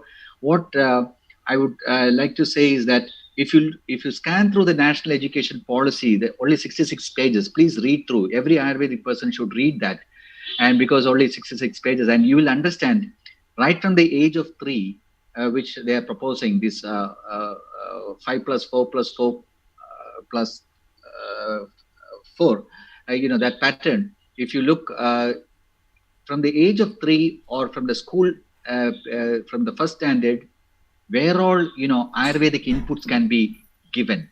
That also is being worked on, which we can also contribute to. For example, when we are talking about, say, for example, to a child of first standard about Prakriti, we can talk about the Prakriti from the context of Ayurveda. When we talk about the concept of food, we can talk from when we are talking about nutrition, we can talk from the perspective of Ayurveda. When we are talking about the ritus, we can talk from the perspective of Ayurveda, like the seasons, climate change, or whatever it is. So, and when it comes to even so, Tridosha, Saptadha, when we are talking about maybe an 8th standard student about the tissues, or we can say Saptadhadus. And about the Prakriti, we can talk about Pancha Mahabhutas to a student. So based on each standard, from the first standard to up to the 8th standard, and actually speak after the 8th standard, a student will be able to choose a skill. So if a particular student wants to feels like, or his teachers feels like that, okay, this student is good for to go for Ayurveda, yes, that student can take up those subjects from the 8th standard, which will suit that student to go for Ayurveda after 12th standard. So he or she will have a background of all these basic concepts which we have studied in pre-Ayurveda, like Sanskritam, like all these, basic concepts.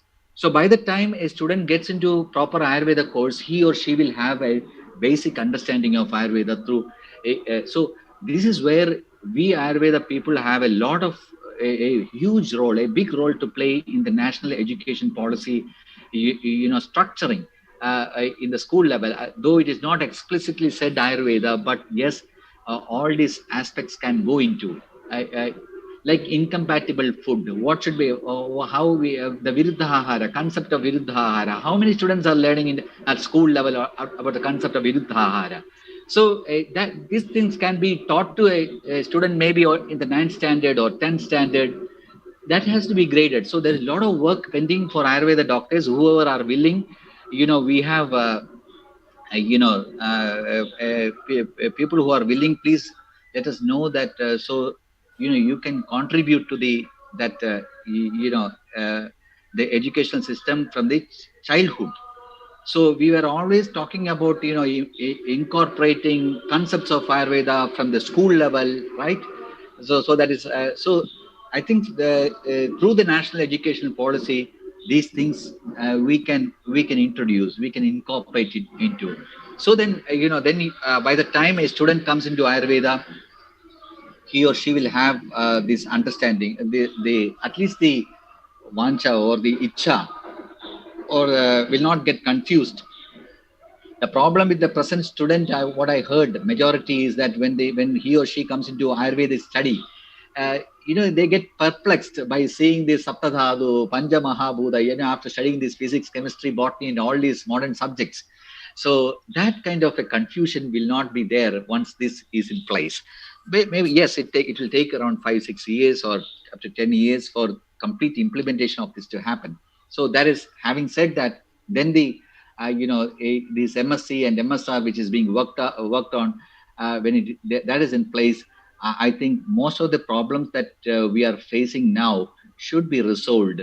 Will be resolved in the conventional Ayurvedic sector that is happening. Then along with that, we are cleansing up the system, that which you would have seen in the recent days, even incorporating the 58 surgical procedures, because our own respected chairman was asking Kotecha ji, why should we have MS and MD Shalya Tantra and Shalakya if that particular students are not allowed to practice? What is the need for a post graduation in Shalya Tantra or Shalakya? So this particular thing was taken up even up to PMO's office. It went, and after a lot of struggle, I would say a lot of struggle, because there was a lot of stiff opposition from the Western medicine, this thing, as which you are seeing even now. We could bring it up, in the curriculum of teaching, these 58 minor surgical procedures in Shalya and Shalakya. But now we have to see, it is up to the Shalya and Shalakya practitioners or Vaidyas or the teachers, how that can be implemented in the colleges, what all should be done. what are the requisites that it requires, how a theater can be, why don't we have a surgical theater in our college, like they have in modern medicine. So then we have to do a lot of research into the sammohana dravyas or the vishalyakarna dravyas or the this vranaropanas, and so many research need to happen. So all these things should will will combine, will promote Ayurveda in the right way.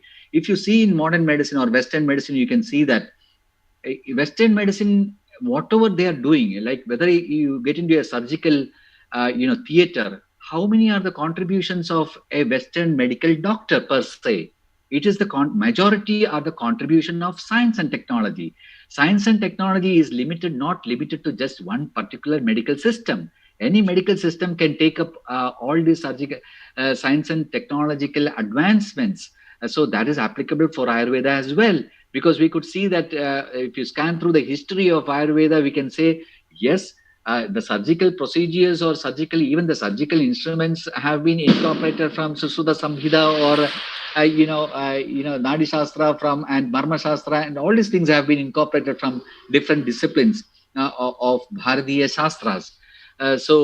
Same way, vice versa also, it should be possible for us also to incorporate these things as well. So what I would like to conclude is like that the conventional current educational system, yes, it is undergoing lot of changes. Lot of changes are happening at the educational curriculum or the syllabus, and the way the colleges are being run, and how we are cleansing up the whole Ayurvedic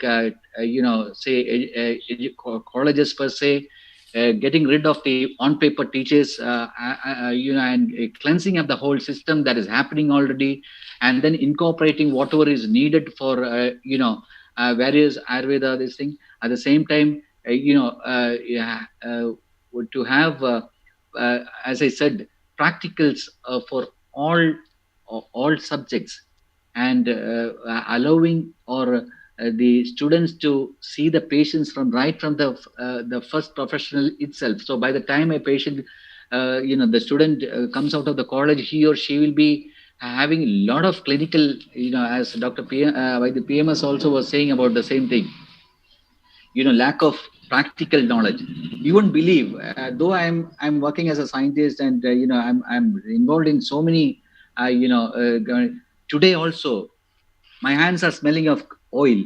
I'm back from a place where I've treated a Apasmara child of 2.5 years. Myself did an oil dhara on that child, shiro dhara on the child, because I could see that there are physicians, Ayurveda physicians, they themselves do the hands-on treatment, and we could see the changes that is happening. Because it is I would say drishta karma shujir bhishak. It is the drishta karma is actually the practical knowledge. A physician, Vaidya should have the practical knowledge also. So that is, as PMS rightly said, this is must be there in all the colleges of practical applications should be there in all colleges per se. And we could see, as he rightly said, the lacuna that we had in Coimbatore Ayurveda College. And I would like to also to mention that there were 7 Ayurveda colleges of 7.5 years during that time, which was started in India. Only one succeeded, that was Coimbatore Ayurveda College. The others did not succeed, though it was 7.5 years course. So that is also said. Having said that, there are a lot of other things also that has happened there with the, as they said about Dr. Our TNK Musat sir and so many other masters who were there. We lived with the masters there. We could interact with the acharyas there. And so, see, that was a totally different vibe and a totally different atmosphere in the forest, because we could, we lived like Rishisingas there. And we hardly went outside, apart from maybe a very rare Sundays. And so there are so many factors, as Dr. Jayadevan rightly said, this undergoes changes. We can't stick to one model. If one model fails, you try the other model. And having gone, we have to see the whole history of the events. It has gone through different stages of Ayurveda education. And let us incorporate the best that is possible from all facets, all dimensions, and then this is what the present NCISM is trying to do. So fortunately, we have a very good minister and a very good secretary. Vaidya, it's first time it is happening. A Vaidya is a secretary. Otherwise, it's usually used to be the IAS offices. And many would feel that it is a punishable or a punishment transfer to Ministry of Ayush, or that was what usually felt. But that is gone now. He is in this our. Secretary is very much for these things. He is very progressive, and even yesterday he said, do whatever is possible in Ayurveda. We are there with you. Even the Prime Minister is with you to get the best of the things done. So this is, I think, what I would like to say. I'm an optimistic person. I'm sure that things will, the whole world you watch, it is already happening from different countries. They are looking for pure Ayurveda, classical Ayurveda. They are coming to India. I'm sure with the PMs, Dr. Jaydev and Dr. Ajay and Dr. Rahul, and you all know that they are seeking for pure Ayurveda education. So this is happening, and so let us hope for the best, and let us strive to get all these things in place. And when this conventional educational structure is going on, as Krishna Kumarji has also proposed one unique model, which is under consideration of the Ministry of Ayush, where they especially I would say another system like a Gurukula system in the classic in the other format is also being tried, which will be like the IITs of India, which is also being tried. And probably this, I'm not saying as a conclusive this thing, but probably the ministry will be asking other managements also, whichever management in India could come forward to take up maybe that kind of a educational system where, as PM has said, we used to be, my batch were only 1-3, and in Jaydevan's batch, I think it was only eight of them. And so, it was totally different structure. So individualized, attention could be, there, tried. Like Dr. Vaidya Ajayan said, I know him very well, and I have gone to his met his parents as well. Marma tradition, he is a master in that. His the whole family, they are doing the best, of Marma Vaidya. So Marma Vaidya and Nadi Shastra is not really taught in these colleges, maybe theoretically. So we need to have the practical applications of Marma and Nadi Vaidya in the colleges as well. So I think Vaidya Ajayan can contribute a great extent and he is an ardent lover of Prakriti, nature, and he goes to the forest. He knows.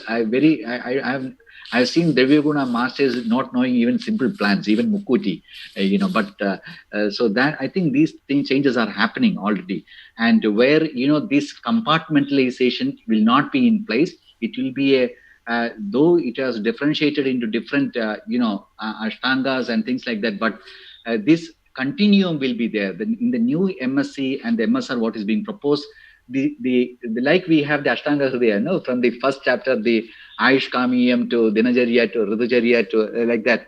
We will have a continuum from the first professional to the last professional, where there will be a lot of interlinkages and interconnections which will take place, and it will not be in isolation.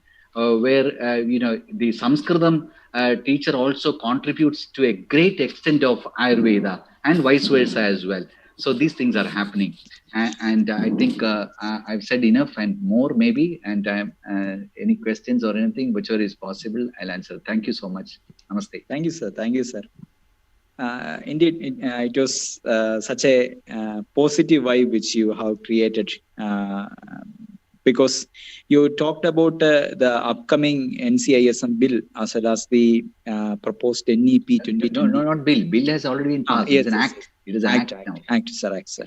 So the ingredients or the essential entities which have been provided inside the act, actually it calms the heart of teachers and students in Ayurveda colleges throughout India, because what all facts which you have told, it's actually de-stresses us.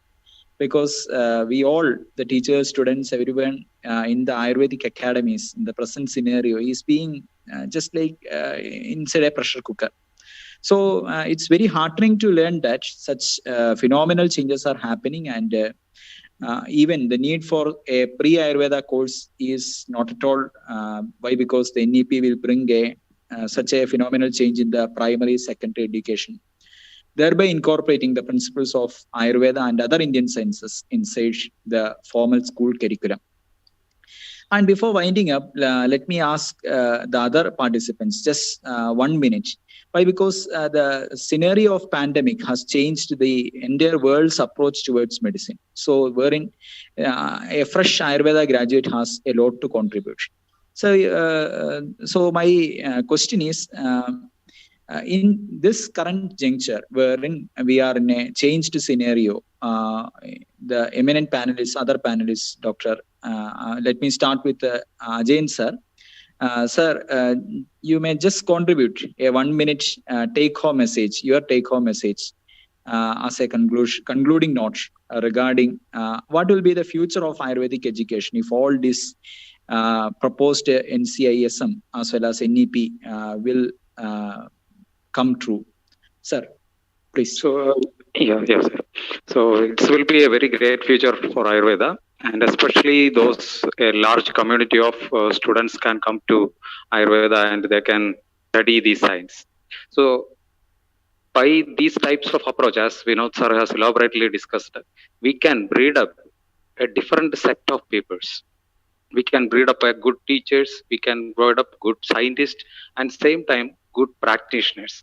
And one of the important thing what we in the present Ayurvedic field is lacking is good speakers and motivators for the public health and environment.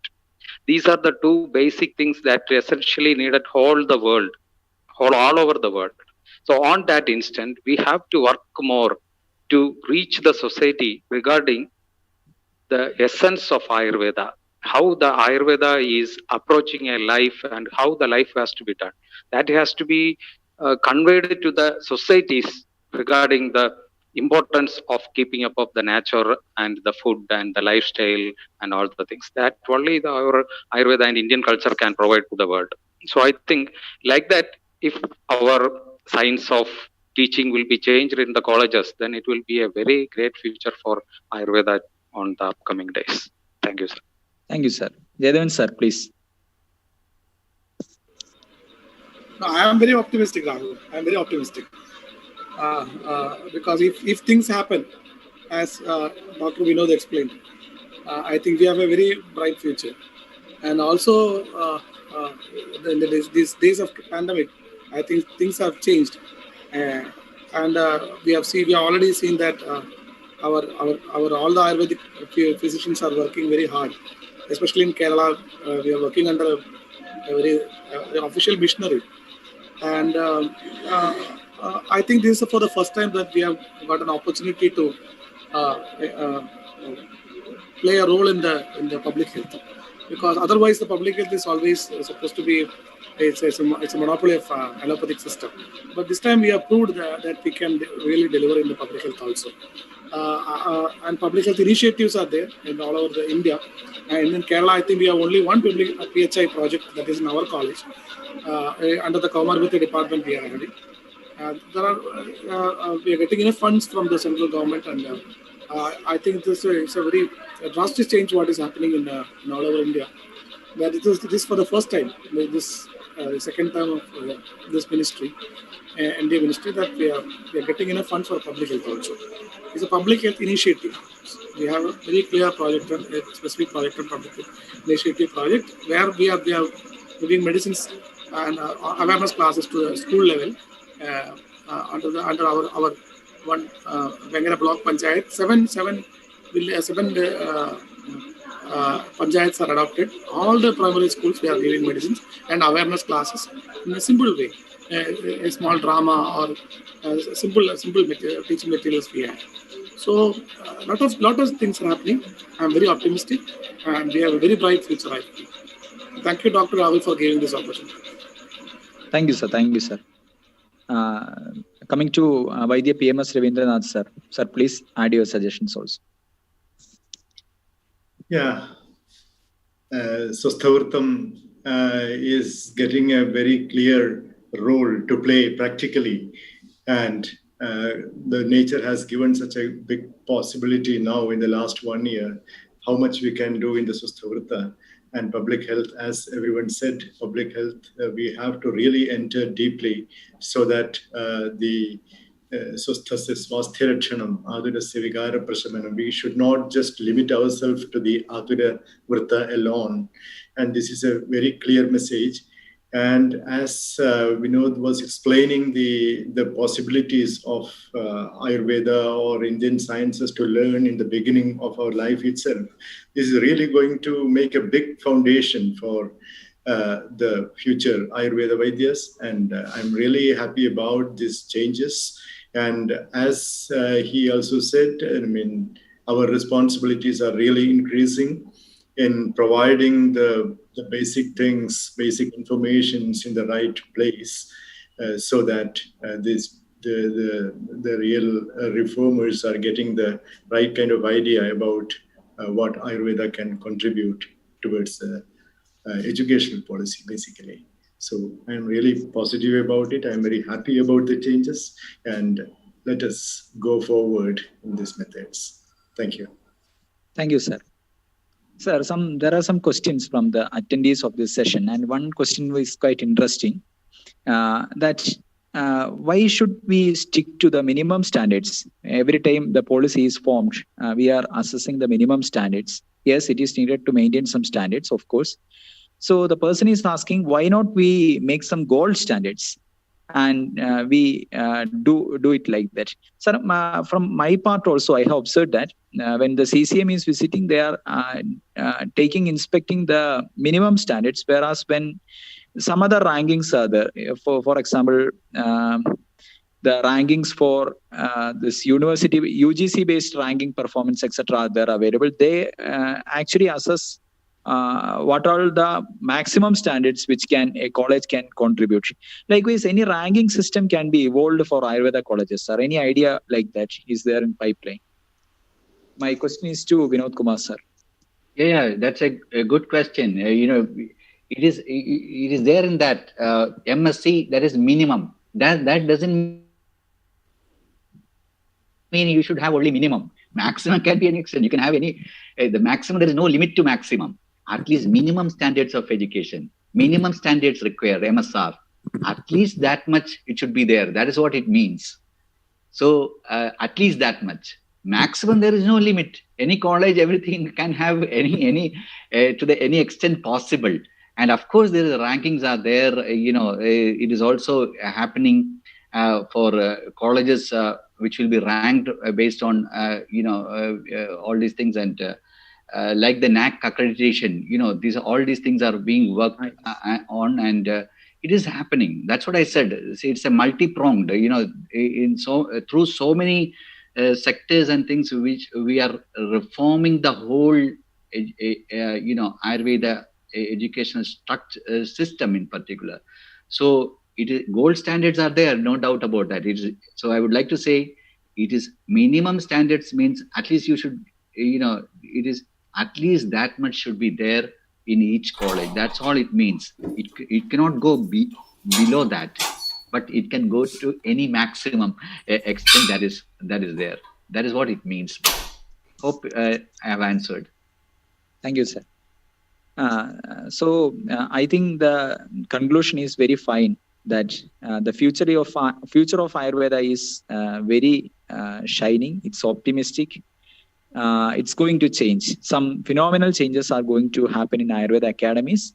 And I think as a moderator, I got the conclusion that every eminent panelist who has attended this session has vouched for an experiential and immersive learning to be happened in Ayurveda rather than a textbook learning or a syllabus completion. And moreover, they all pitched for more importance to be given for bedside learning, so that when a student comes out as a graduate, he should be confident to approach a patient. So, as a moderator and as a teacher in an Ayurveda academy, like the eminent panelists, I am also of the opinion that the future is going to be of Ayurveda. Such signs are being shown up. So, as a concluding note, let me add that we all work together to bring some smartest students, smartest graduates to come out of our Ayurveda academies, who will be the shining ambassadors of the real wisdom of Ayurveda. And before concluding, let me thank the organizers, the Center for Soft Power, as well as Ayurveda Pharmacy, Coimbatore, for giving me such a wonderful event, a wonderful opportunity to hear from all the panelists and to be a moderator of this session.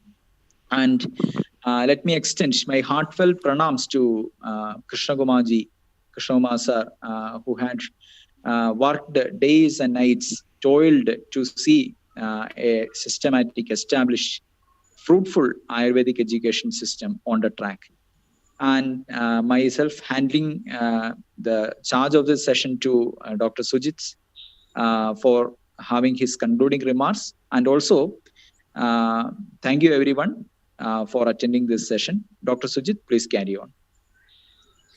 Before that, it is actually the Krishna Kumarji's wife which is driving, at least me, I'm sure Dr. Jaydev and Dr. PMS would agree, that whatever he has given, he has told even, now it is up to you. You have to, perform. You have to do. I'm there with you. So I'm sure his, the vibes are there with each of us. And that is what drives us forward to make his dreams come true. So let us do from the best that is possible. There is one dream which went, which he wanted to see, and we'll do the best what is possible. I think Dr. Jaydev and Dr. PMS and everyone would be there, to see that the best of things happen according to Krishna Kumarji's. Very true, Dr. Very true. I agree, totally agree with you. Thank you, Dr. Rahul, for that quite very good session, and we had a very eminent panels where everything was to the point, and now the future really looks very promising. That is the end note. I do not want to extend the end note more than that because it is very, very pleasant. I'm so happy that the initiatives that has been taken by all people, and especially Krishna Kumarji, because we all love to see that coming to like. In fact, we all are now living what he taught us to do. On behalf of Inter-University Center, Center for Soft Power, and AVP Research Foundation, I would like to thank the panel members. Vaidya Vinod sir, Vaidya PMS Ravindranath sir, Vaidya Jayadevan sir, and Vaidya Ajain sir. I should also put a note on Dr. Nagaraj sir. In fact, he helped me in first structuring this program, and then he left it to me to take it forward. Sir, thank you, sir. And a note to the members of Center for Soft Power. They had been really running this whole thing, and we have programs tomorrow also. Thank you, Aparna and team, the whole Center Soft Power, Vijayalakshmi madam. Thank you. Over to Aparna. Hare Dhanvantri. Thank you so much, Sujit ji, for a wonderful session. And I think, you have nailed the problem, catching children young.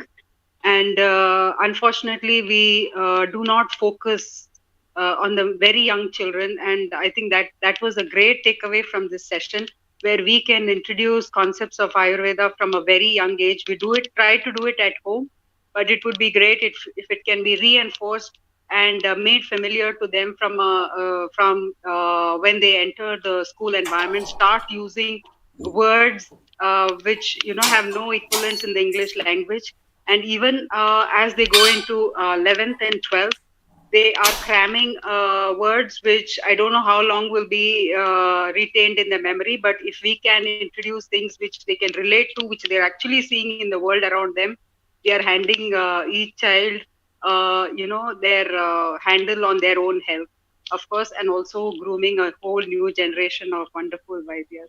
Thank you to all the lovely panelists, and namaste. Namaste. Namaste. Namaste.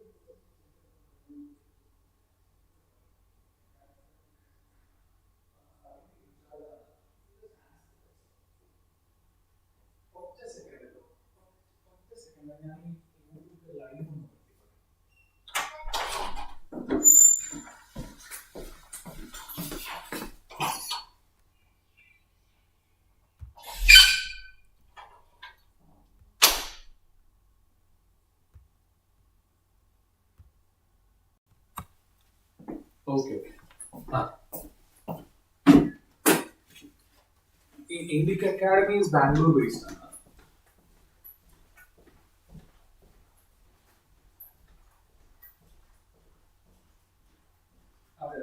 So, actually, independent opposing views, but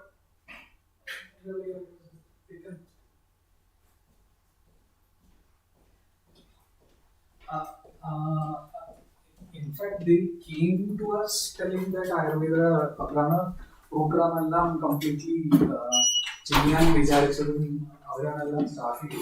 But we want that strong support from Ayurveda.